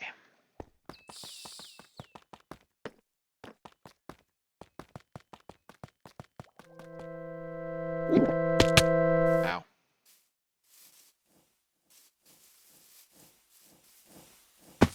Ow.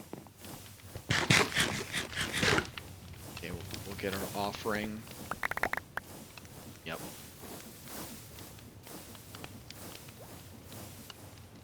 At least it automatically turns it into iron nugs, which means it gets put into our dank.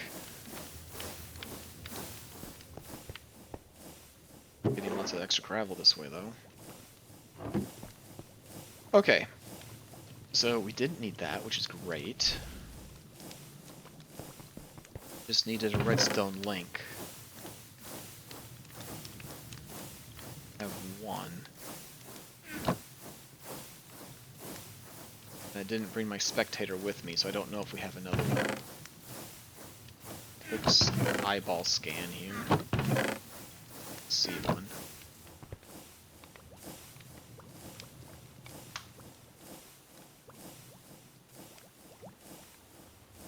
Okay.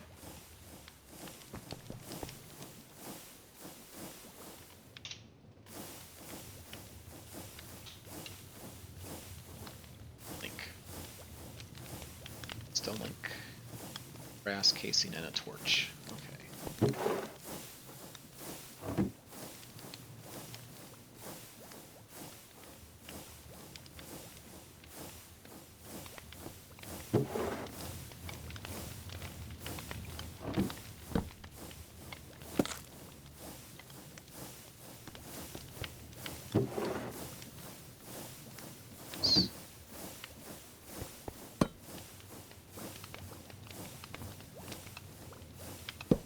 Got it. Okay. Yeah, that's not terrible.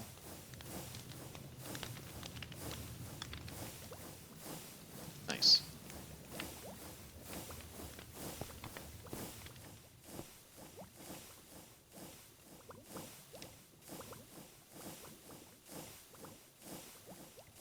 I'm gonna get to... I need a cellular block.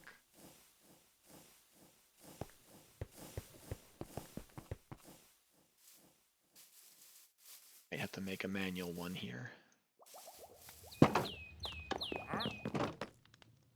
Okay. So I'll need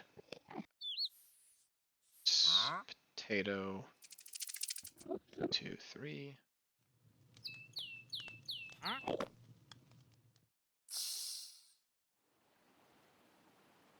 Oh, auto-crafted for... Good manufacturer Halo. Great, great, fantastic. Am I going? I'm already here. Let's go.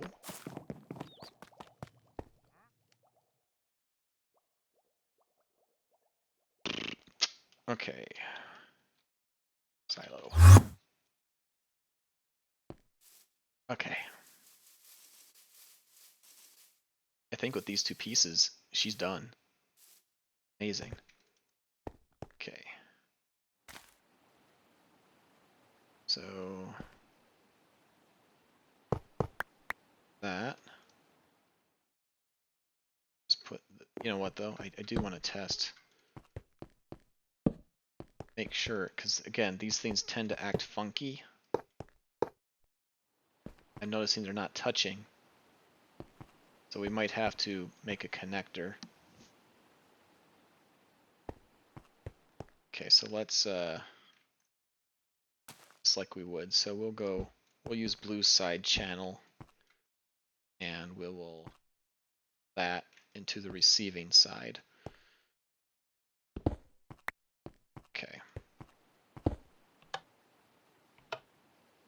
Okay. Okay. Seems to be fine. And the other way, does it work? I send that signal through. Okay. So they do interact all the way 100%. Perfect. And I know for a fact these do strongly power. So that's perfect.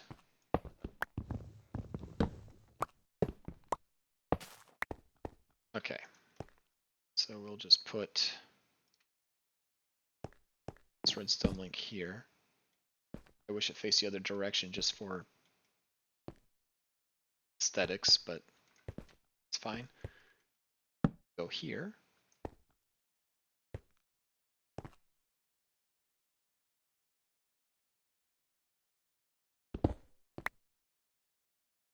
Here.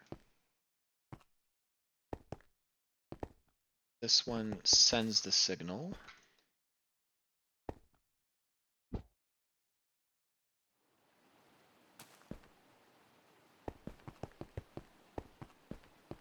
This one receives.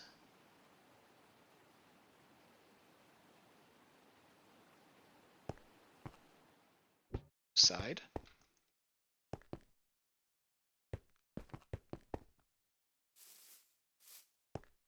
This one receives and is blue side. And now it should be ready. So okay, let's make sure we have the flip-flops on the correct side here. So if this gets powered, yeah, this being powered should depower this line. So I'm just going to do one more little check. Do this to keep it. Okay, so emulate a blip. Okay, correct. Good.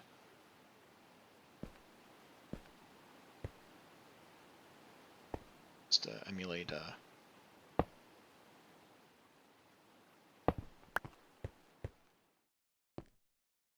so nice. So that should be correct.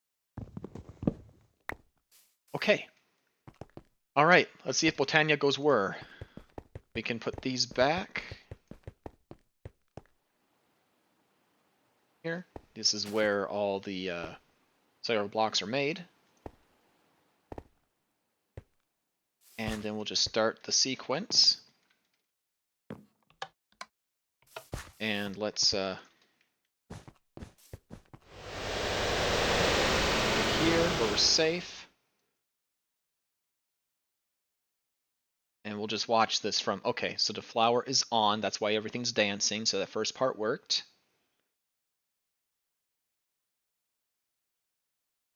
I didn't leave anything on the dance floor, so that's good.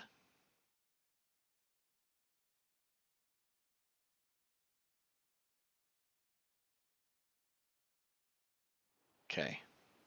So the real trick will be, will it continue after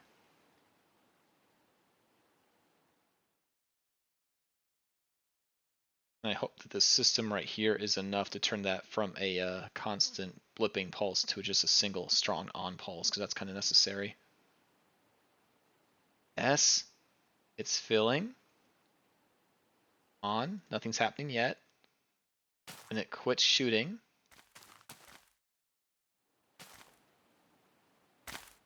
Okay, and it put it out there. Now, did it put out... Yes, it didn't double click it. Excellent. And it... I'm a genius! Now, it did look like this might have double pulsed. So I want to keep an eye on that, because that didn't seem to be an issue, but it could be one. So the fix for that would be to add another repeater here, just add a little bit more delay.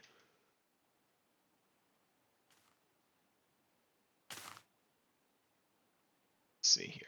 I want to see if this line blinks. I don't want any stuttering. Behold, the Redstone Master at work. Also, take a look at the scene when it gets mana. It's like crazy. Like a reverse fountain.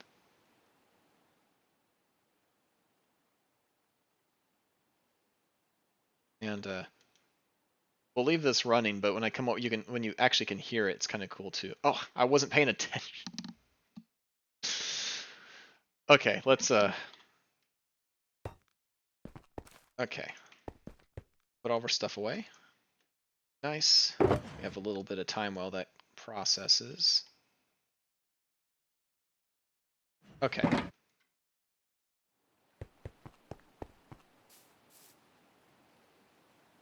So what we're checking is to see if this line stays constantly on or if there's like a little stuttery blink, because we don't want that.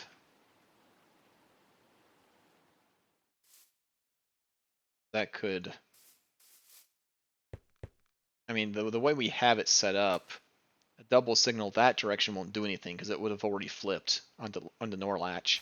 And I think that the stutter is rapid enough that this doesn't detect it as a second pulse. Okay, we're watching this time. As it does its last few shots. I thought I saw it. No, it just works perfectly. And it's already replacing. Oh my gosh. From a Redstone logic perspective, this is so much more elegantly designed than my first attempt. If you guys remember Thaumcraft, I created the Scarb. It's supposed to be the Scarab, but I misspelled it.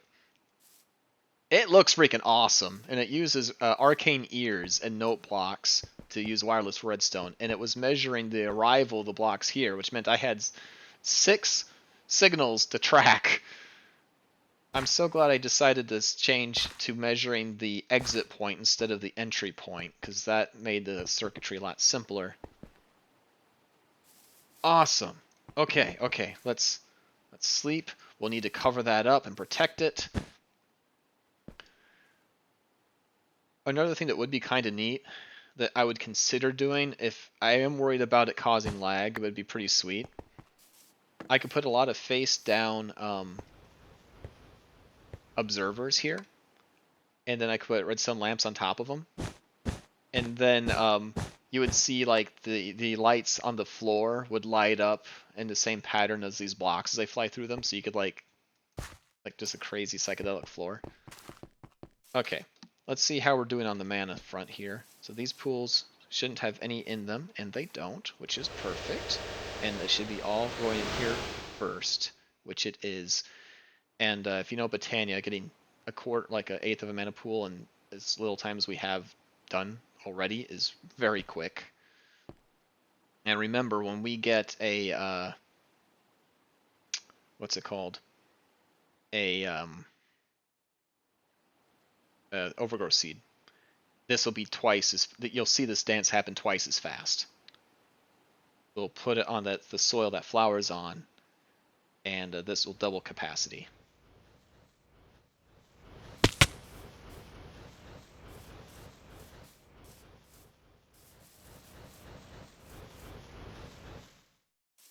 Seems to do well to enough. I think we could probably replace that behavior with, is it this guy?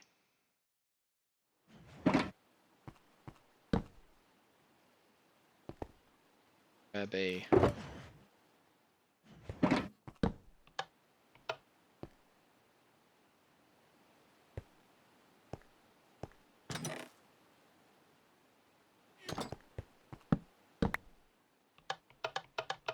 yeah, if this had a better delay, we'll say like, let's have it be like a 2-second delay. Tick delay. Yeah, it'd be getting all of this.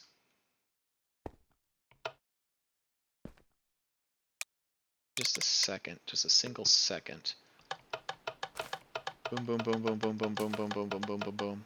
And then when it finally stops. So we could, okay, let's see if we can, might as well clean up the redstone fast enough. We'll wait for that one cycle to go through here. It's a pulse extender, not the repeater. I don't want to break the cycle here. Yeah, I'll need enough time to change it to a second. Zombies.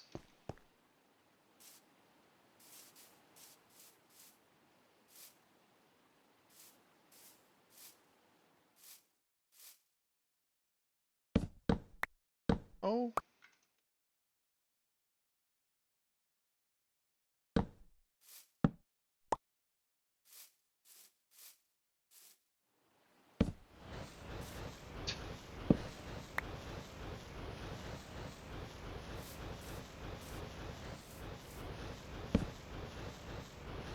No, I just messed it up. Can I rotate this thing? I can. Okay, so now that effectively turned it off the system, actually.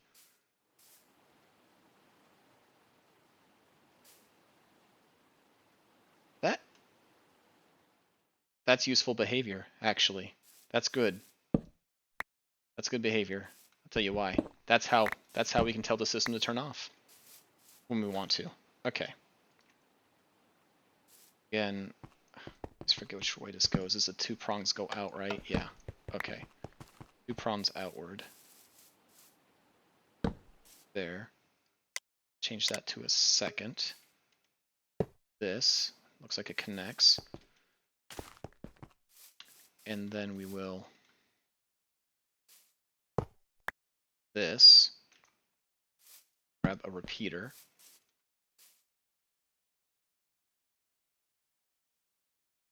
And then we will, yeah, that just gave me an idea how this thing can turn itself on and off. Perfect, perfect. I wasn't going to do this part today, but the idea just struck me, so might as well do that. Okay. So we need another redstone repeater is what we need. Okay. And got it. Good. Right here. Okay. So this will lock this. Okay, that's wonderful. Okay, let's this. Going to use these pools as our measuring here. Get up there.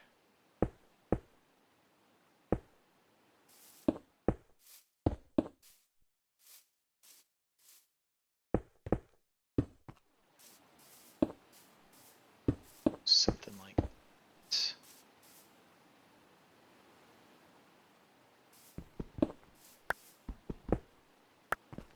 Okay. When we want this off,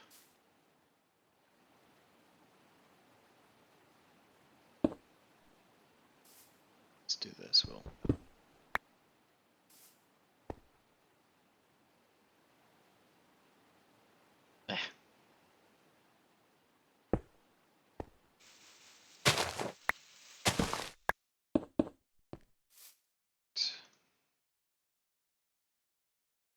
take these. It's in there. This goes up the wall.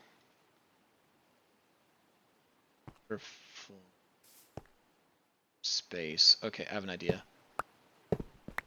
You can have it take a loop right here. Now what we don't want is that's gonna try to connect, which is not what we want. So let's take this out.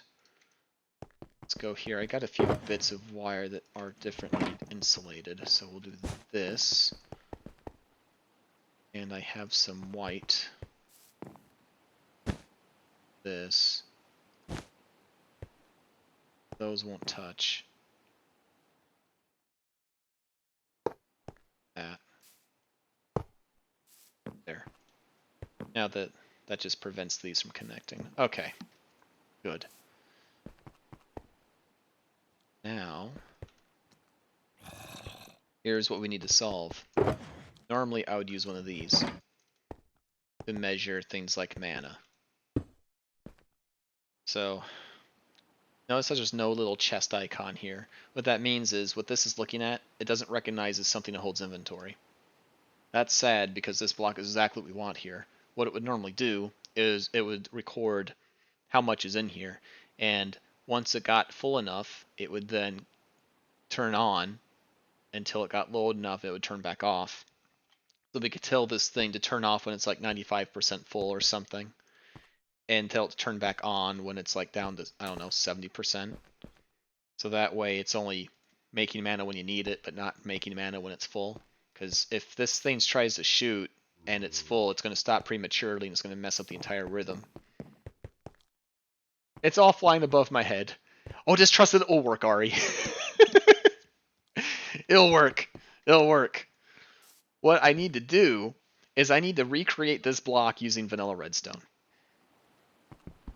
Okay. So, how are we going to do that? We're going to use my favorite block, my favorite redstone block in the world, and it's these comparators. Okay. And I need to do another behavior test. Do we have analog levers? Okay, these are great.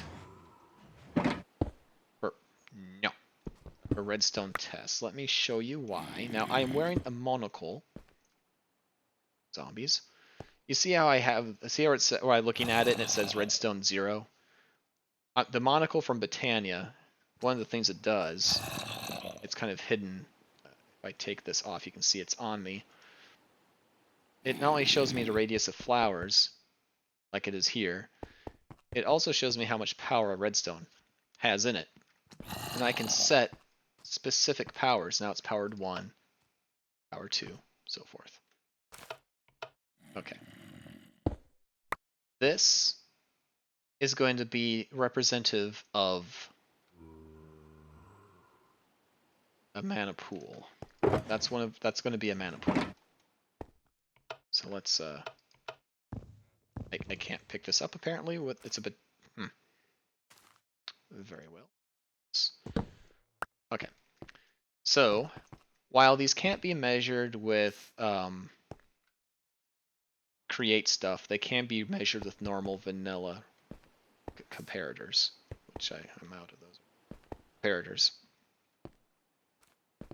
And it'll give a logarithmic scale 1 to 15, 15 being completely full. So if we have this is our mana pool, and we have this which measures it. Put a little dust here so I can see the strength. We get this up to 15. Okay. So what we want is this to shoot a signal only when full is full.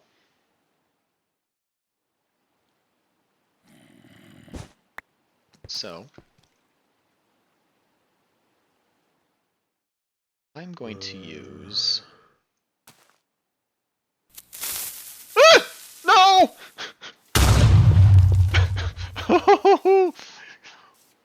Ooh, chaos. Oh! chaos. I'm already hearing zombies. That scared me. This place will get walls, I promise. Promise. Fade guarantee. Okay. Oh, thank you for the bitties. Okay. What I need is... It's a redstone? Ari's like... what's it called? Red bits? Red... I want you. A redstone emitter. Oh, super simple. How many episodes later? That's not nice, Ari. Deserved, though.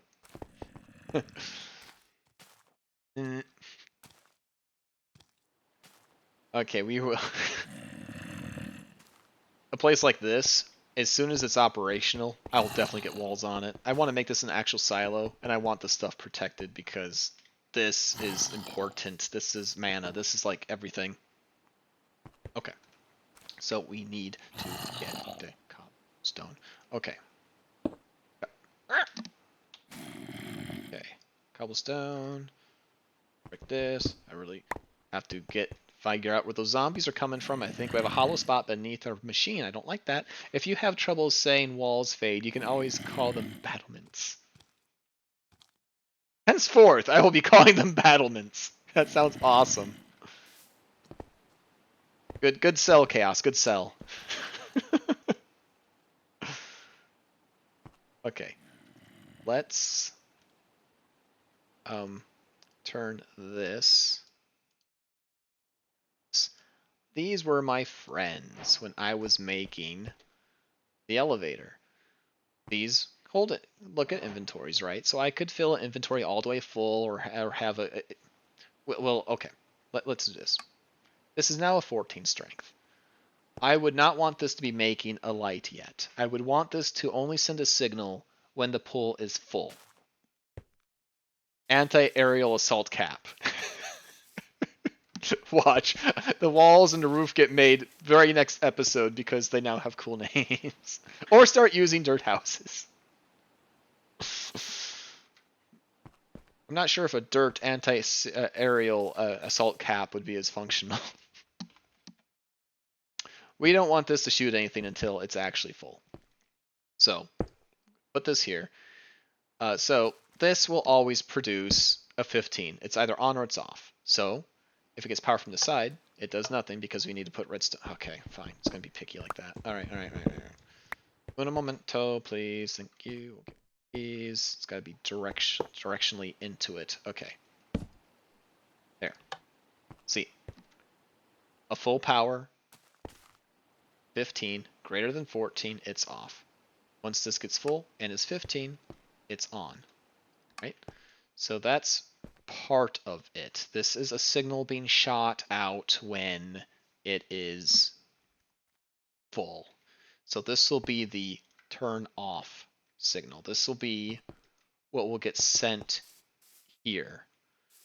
Because when you power the side of a repeater, it locks it in position. If this redstone would now be powered, it will not send it. It's shut off. It is locked. So this signal will go into this and we'll turn it off. So what we need is something that will read as a 15, which could honestly just be a lever, actually. So we could just do that. Or what I can do is we can pick this up. Pick this up. There are one of these comparators here. And I can set this down. This counts as inventory. Right now it counts as an inventory full at power 1. I can set it to 15. Oops. 15. And now it's getting a full 15. What's nice is there's no wires that can accidentally connect with anything else. This isn't actually making a redstone signal. I can put redstone on this and it will not be lit. It's not actually producing a signal, so I like it for that purpose. This can't accidentally power something. The only thing this can power is actually comparator, so it's safe. I can make it compact. It doesn't activate other redstone. Okay. Now, I need this to send a pulse out when it gets low. So I think we need to do this and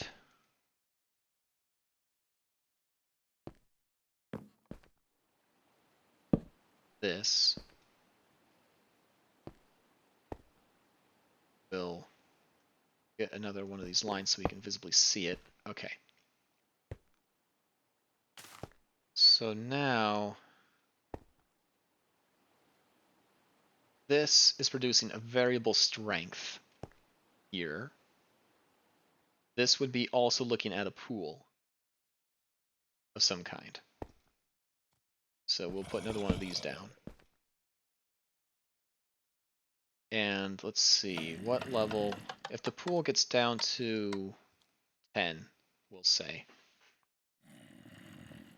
Because that represents this entire thing being at a 10 for fullness. So it's like 2/3 full. So once it gets down to being only 2/3 full, we would want this to turn on. So if we emulate a pool emptying, it's getting less and less full.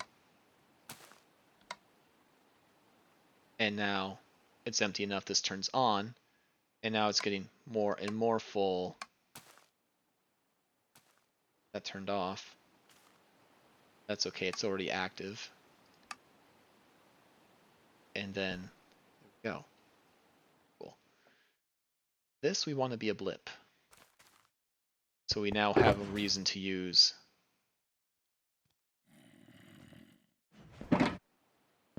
we'll need another actually no, this is the correct thing for the job. I'm pretty sure. Blip. Yeah. So be a blip. And that can feed back into this system. We'll have it connect somewhere down here, which will emulate this having finished. There it is. Okay. Cool. So now we just need to copy this mechanism. Okay, so this is a mana pool, and this is a mana pool. 1, 2, 3, L shape. Have an L shape right here.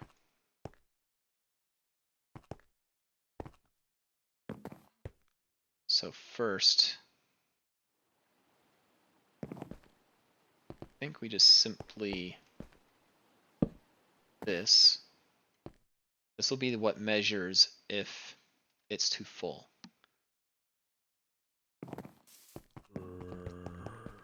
So I can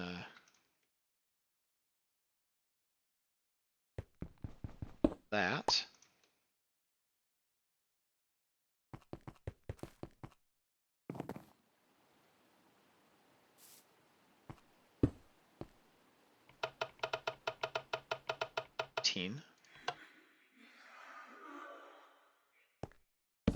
Okay. So now this will only make a signal if this pool's at a 15. If this is at a 15, the whole thing's at a 15. And what's nice is normally I wouldn't want to measure it being completely full, because what if it gets completely full and this is still shooting? That's the nice thing. This pool down here that we can no longer see, this the pool that I broke that I need to replace. It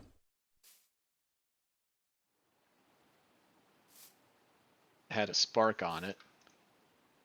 It had this recessive augment on it. Oh goodness. That's very crucial. Let's heck.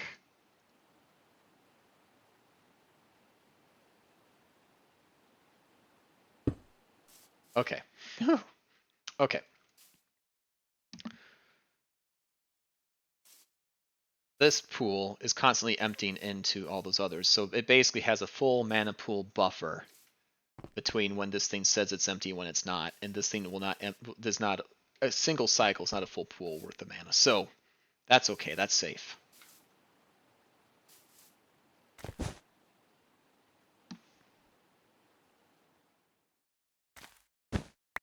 Okay.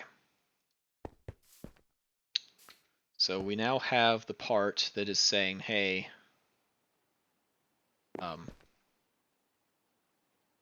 I'm full. This is equal to that. Therefore, send a signal and turn this off. The only issue I see is if this happens to be on at the same time that this is trying to turn it off, because this is going to lock this in whatever situation it happens to be in. If this is on,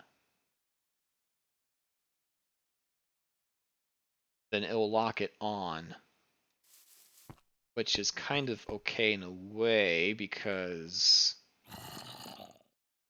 then this only blips when the power cuts. So weirdly, I think that still works. I have to run this through the simulation here. So let's say that happened. Let's say this is shooting. This is on. It gets full while it's shooting, so this turns on. So this is now locked on. This finishes shooting, but this is still on. Therefore, it stops. Mana continues to be used. Eventually, this pool is no longer fully full. This unlocks. This powers down. The cycle continues. It turns itself on. I mean, that's fine. It's kind of, it'd just be teetering at a, I don't think I like that. Because then if I have something that's spending mana incrementally, this thing could be stuttering, turning on and off all the time, and we don't want that. Could you make a last resort weapon that would take every drop of mana in all the pools and put it in one shot?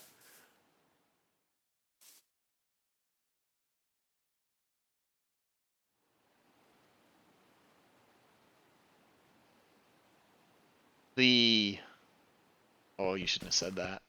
Now my brain's going to be thinking, it's going to be happening. I'm going to wake up from a nap at some point, and I'll have a fully formed Doomsday device in my head. That's what happens with me. Like, if I have a problem, I have to stop thinking about it. It continues to bake in the background, and at some point randomly, bing, like a microwave getting done. Fully formed plan. I do have an inkling how I might do it.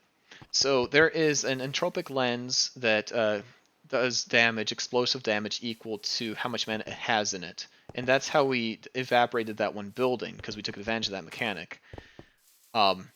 It's impossible to apply so many qualities to a burst of mana at the same time, but we kind of cheat. When the beam is flying through, it needs to be... It sounds like Bolt 2.0. Exactly. I'm describing Bolt. Yeah. The system has to be tricked into thinking it has a valid mana target.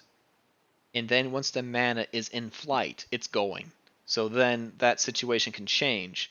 We do that by using a magnetic lens that causes the mana to magnetically drift and therefore hit a mana pool. What we do is after the shot is fired, we turn the magnet part of it off, and therefore it continues to fly straight. Now, if we could get that mana to be stored in a holding pattern, get it to just go in a loop so it doesn't touch anything, like say using a tiny planet, and just have it go in an orbit, we could just continually feed mana into it, and maybe it would get bigger and bigger until... Now the trick would be, how do we get that to release in controlled manner so it actually goes with what you're targeting? Because I think what we're making here is we're just making like a super collider of mana that gets bigger and bigger and bigger. And eventually it would hit a sidewall, and that probably crashes the world because that would be such a powerful explosion. But yes, I would like to make use of this mana. So you need to charge like the Death Star. Yeah, you could say. A Death Star. I was in my mind's eye. I was thinking Spirit Bomb. Death Star works. Death Star as an analogy definitely works. Probably store the mana maybe in tablet form. Use a bunch of these bellows. See what these bellows do, by the way. I never actually explained that. These guys. When you throw something in this pool that has mana in it and it can drain into the pool, which is what we're eventually going to do to bottle this mana, so it can be mobile. Um, the mana transfers into the tablets at a certain rate. These bellows will automatically activate when that happens and will increase the speed. This way, the mana can go from this pool into a tablet much faster. So, in tablet form, the mana is a bit more mobile and easier to use. We could use those bellows to charge it into the system very quickly. And I don't think if pools were part of a contraption, they would keep their mana holding qualities. But I think tablets would because they're just an item. So that would allow me to make a create machine that uses mana. So I could potentially make a bolt machine, and I could attach it to a cart and turn the whole thing into a contraption, flip the switch, put the whole thing in my pocket, ready to be deployed at a moment's notice. Special bean cannon from season 1. Yeah. Hakapapa! Or whatever he said. It's I don't know the exact Japanese for that. Random. If you guys haven't seen Team 4 Star's retelling of the story, you should watch it. It's good. I bet everybody's seen it by now, though. Okay. So now I need to do the second part of the circuit. So we had... That was here. Boom, boom, boom. Okay, so we need to use a pool now as a... Okay. So now we'll say we use this pool. Oh, here. Yeah. Okay. Actually, we're going to even do this.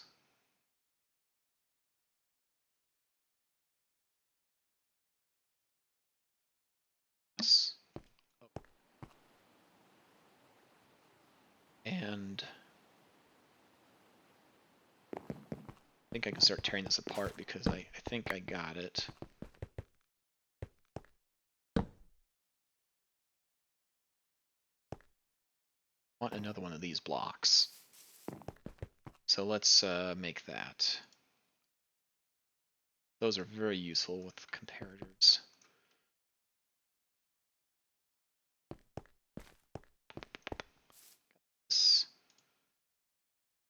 Some block.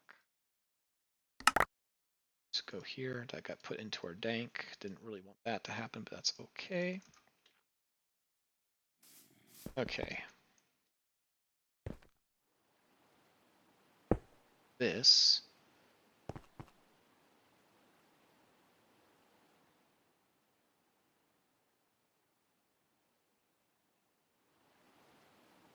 Right.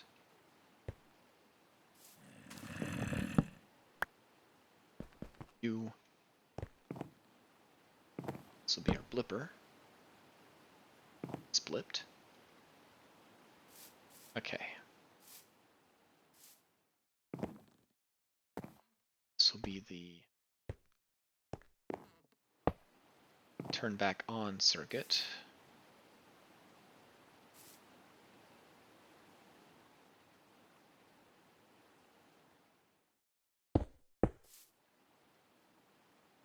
Okay, let's...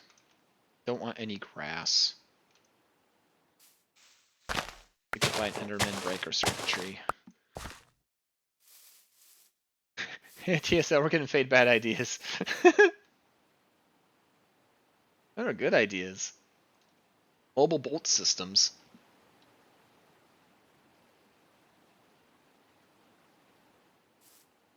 I think it's great. Where is... Yes.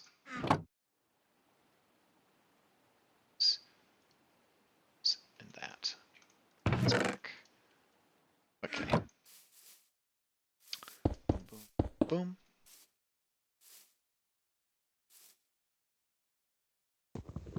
switch this. There it is. Okay. This down.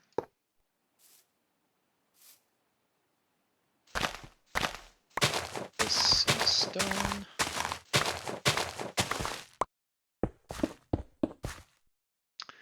Let's see.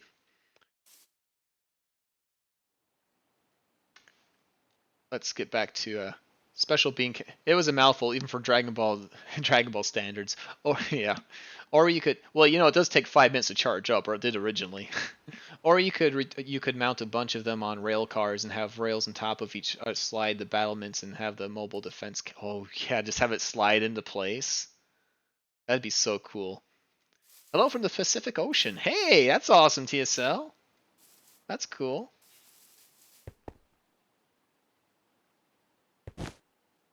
Welcome from the most landlocked state in the U.S. Arguably. Okay. It's here.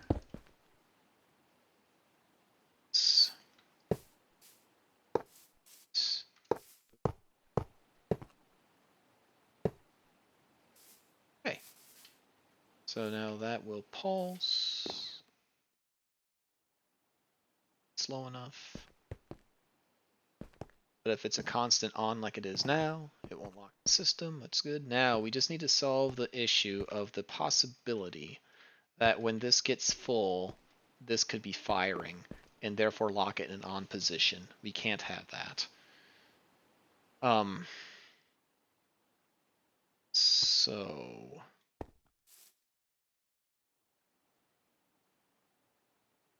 solve.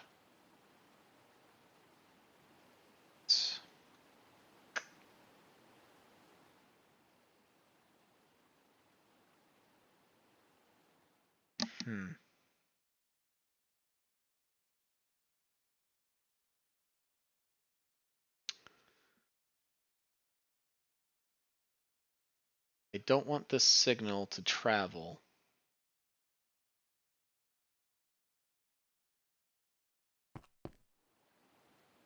Let's connect. Let's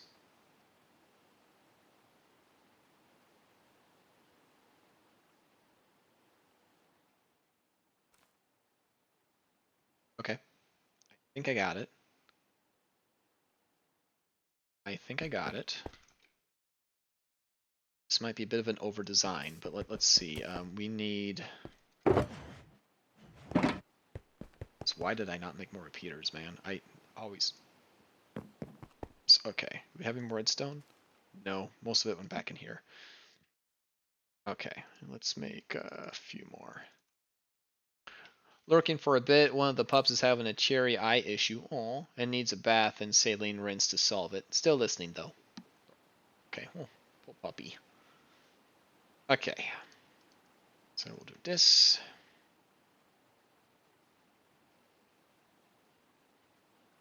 It's not how you make a redstone torch. Okay. Go here. This.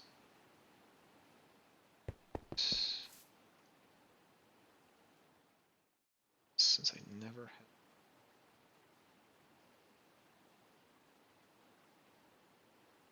had. Okay. So if I this and that, this, I think that solves it.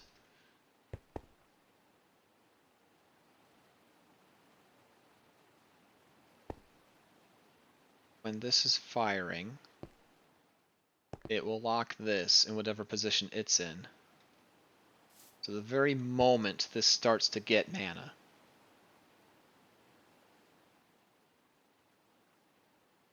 it will lock this.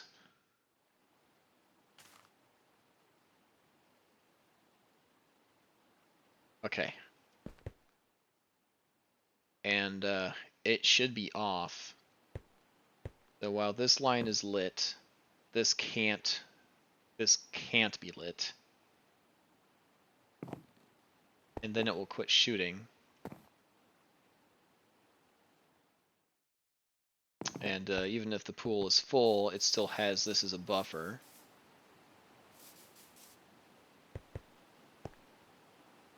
So now the only time this can be a problem is if the very first blast of this fills it, because then this will read as full, this will be lit, this will power through, this will lock it on over here, which will lock this on, and the whole thing's locked again. So what we need is to put a delay here. We need this, we need to make sure, whoa, hello. We need this to not record, to not send its signal before this has a chance to lock itself out. So this needs to be delayed. So we need right here, we need that to be a delay. And I think I have such a piece here. We have a repeater from this, yes. So now if I, yeah, that should work. Make sure that this behaves the way I think it does.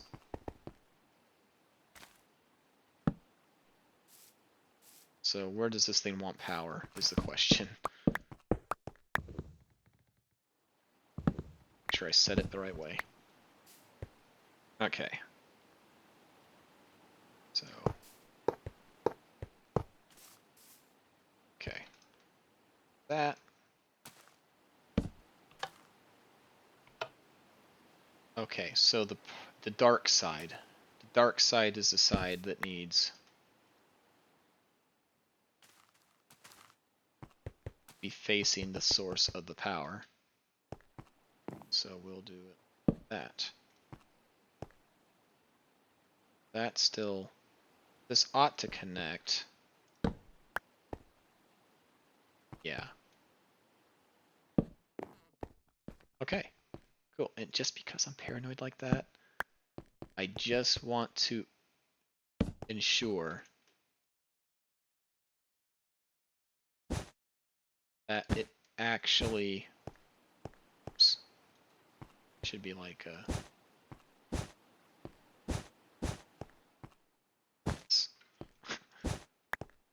okay. Oh, jeezums. Oh, oh, anonymous. Oh, oh gosh. When I'm doing redstone, that's so. Okay, not on that side. It's lit. Get off. Stops being lit.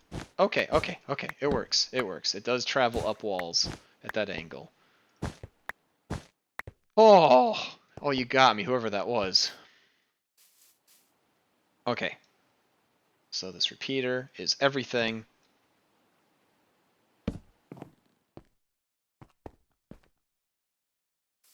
Nice. So what all this now does. Okay. This is presently on. That's not good. Okay, we need to I do need to do a reset. So we'll put a debug button.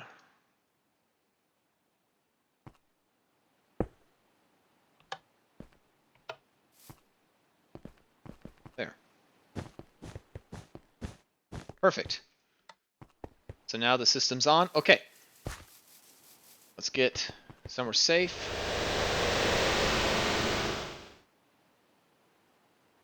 Dances?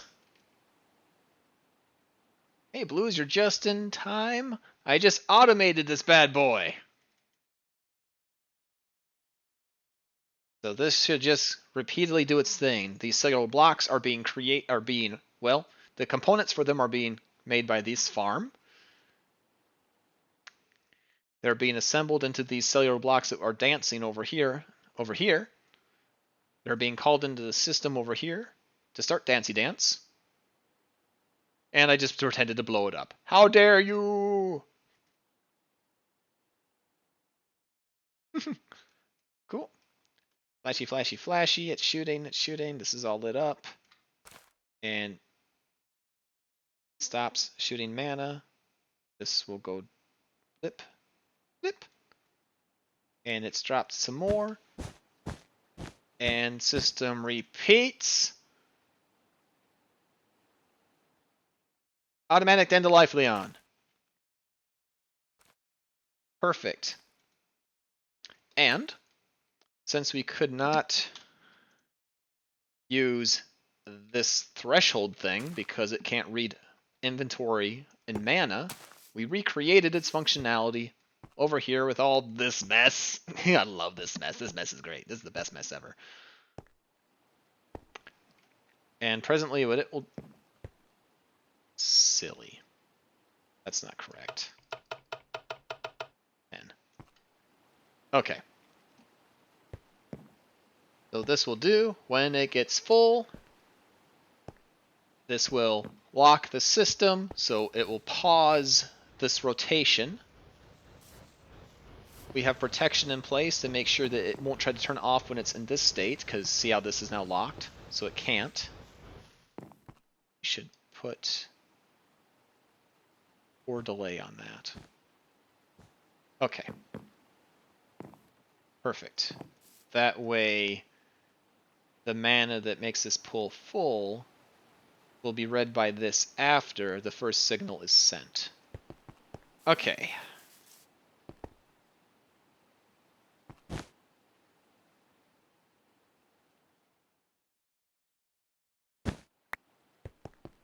Okay. Stuff back. This can go back into dank. This can go back into dank.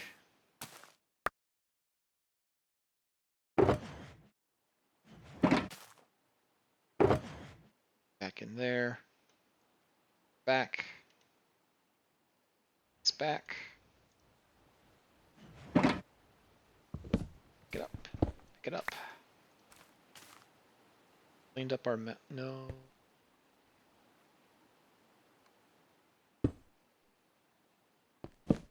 Okay. And this is now in set it and forget it mode. All that's left is to figure out a way of bottling it, get it into a tablet form, and then that can be put into a dank, and then from there we can just have copy danks everywhere else in the world that might need mana, and this can power every single mana device in the world.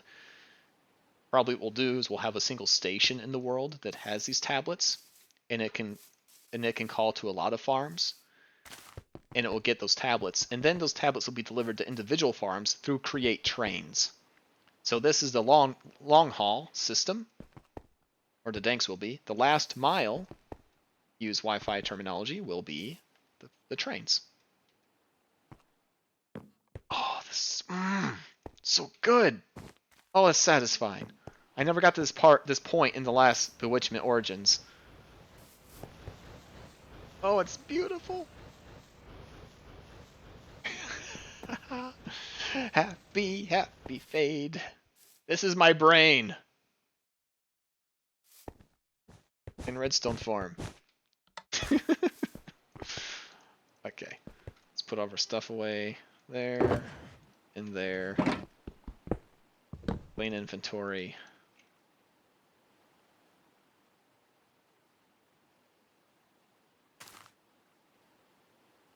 And this is also spawn, so this will always be chunk loaded. Let's keep a wand handy. Redstone noodle? Yes! I've created redstone noodle. Or strudel. I'm particularly a fan of this circuit right here. That. Oh man, I'm hungry. Okay. I mean, it could be worse, like Vishroom.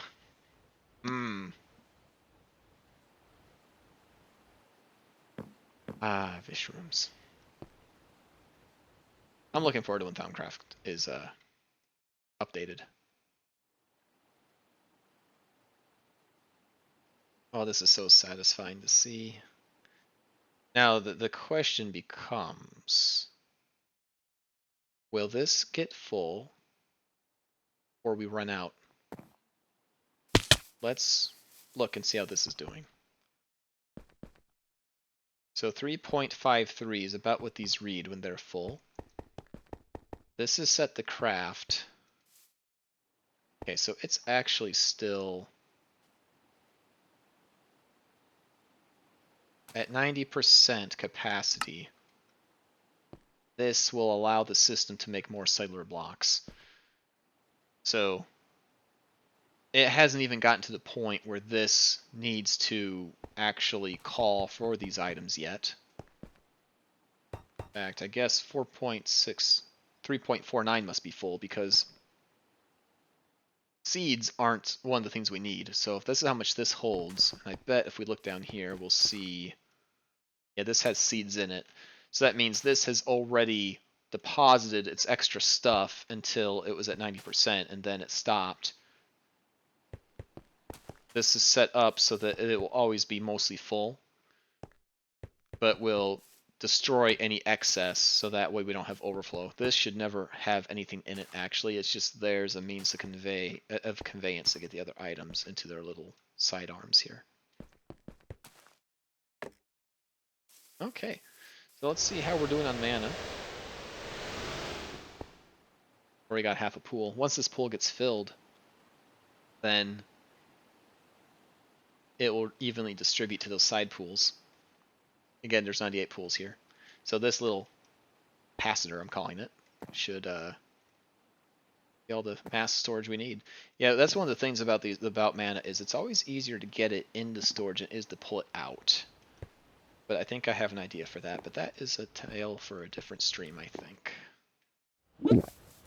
We've already set up the automatic Dandelifeon. And we've already set up the automatic turn off, turn on as mana gets used. Which is this mess. Self-regulating, and I love it. Okay. Cool. Alright, so this can just keep on keeping on. Still haven't used enough for this to actually require itself to make more. And it's got a full inventory here to pull from. So the only thing I can see that could mess this up is if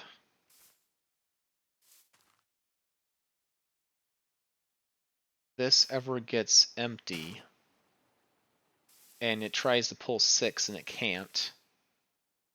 It would play down like 2 blocks or something. And then the flower would turn on. It would do like some halfway transformation.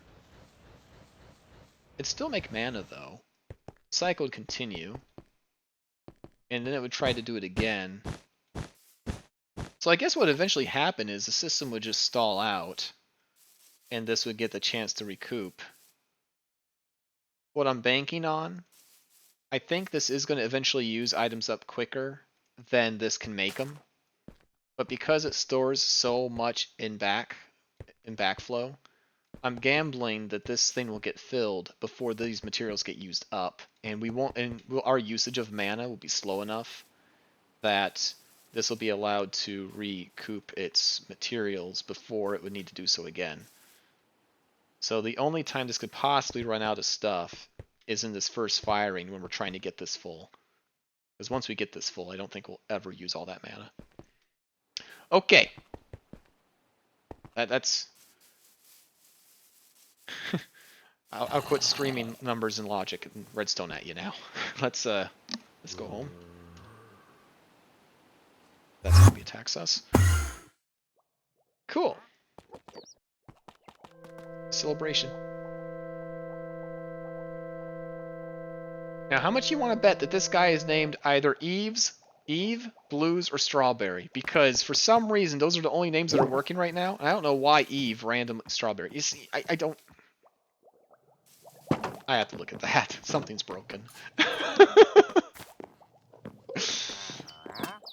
Either that or Sassy has some sort of Clone Wars storyline going on right now. She's making an army of strawberries, blues, and chaoses. And randomly Eve, which I didn't even add in. That's the funniest part. Okay. Whew. I'm hungry. Eve is also a nickname.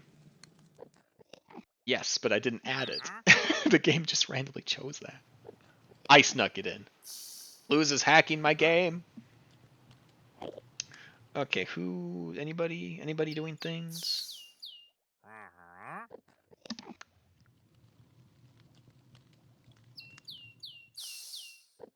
Okay. Need to follow more people. Yay, Jax! Alright. Well, I guess that's me for today. Sassy again is on her birthday trip. Fade has soft hair. Well, thank you. I washed it and then took a nap because I stayed up till 5 last night because again Sassy was gone. I stayed up till 5. I got up at 8. Went to the gym with my parents. Came home, showered, collapsed on the bed, fell asleep with my hair wet. Didn't even comb it. Woke up, and this is what we got. We love you. You got lonely and distracted. I don't know what lonely feels like. I'm very introverted. Sassy's having a great time. She's at Lake Minerva, and that's in Wisconsin. And it was funny. I'm like getting my messages on my phone. It's like, I'm eating the best cheese curds ever. I'm like, that's awesome. Half an hour later, I'm having the best ice cream ever. So she's having a good time. Well, I mean, of course I miss my wife, but you know, she'll be back. She's having a good time. That's good for me. Okay, everybody. Bye bye. She should be streaming at her normal time. We do have the week off next week, so I think Tuesday, maybe Monday. You know the idea. I beg to differ. The best ice cream is in Lamar's. Well, dang. We'll just have to try them both and figure that out for ourselves, won't we? That sounds like a good test we'll have to do. Have a good one, Fade. You do. You did. I used up all my brains in that redstone. You guys have an awesome time as well. Thank you so much. I had a wonderful time. And see you on Tuesday, probably. What happened? Wait. Wait. Excuses? Oh, hold up.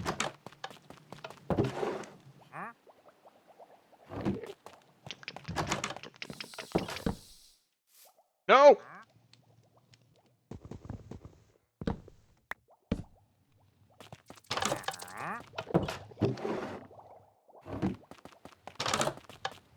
And we'll see you next time. Bye! Return after food. Oh, I think I'm done for the... He doesn't want... He doesn't want OCD. Yeah, I know. Bye, everyone.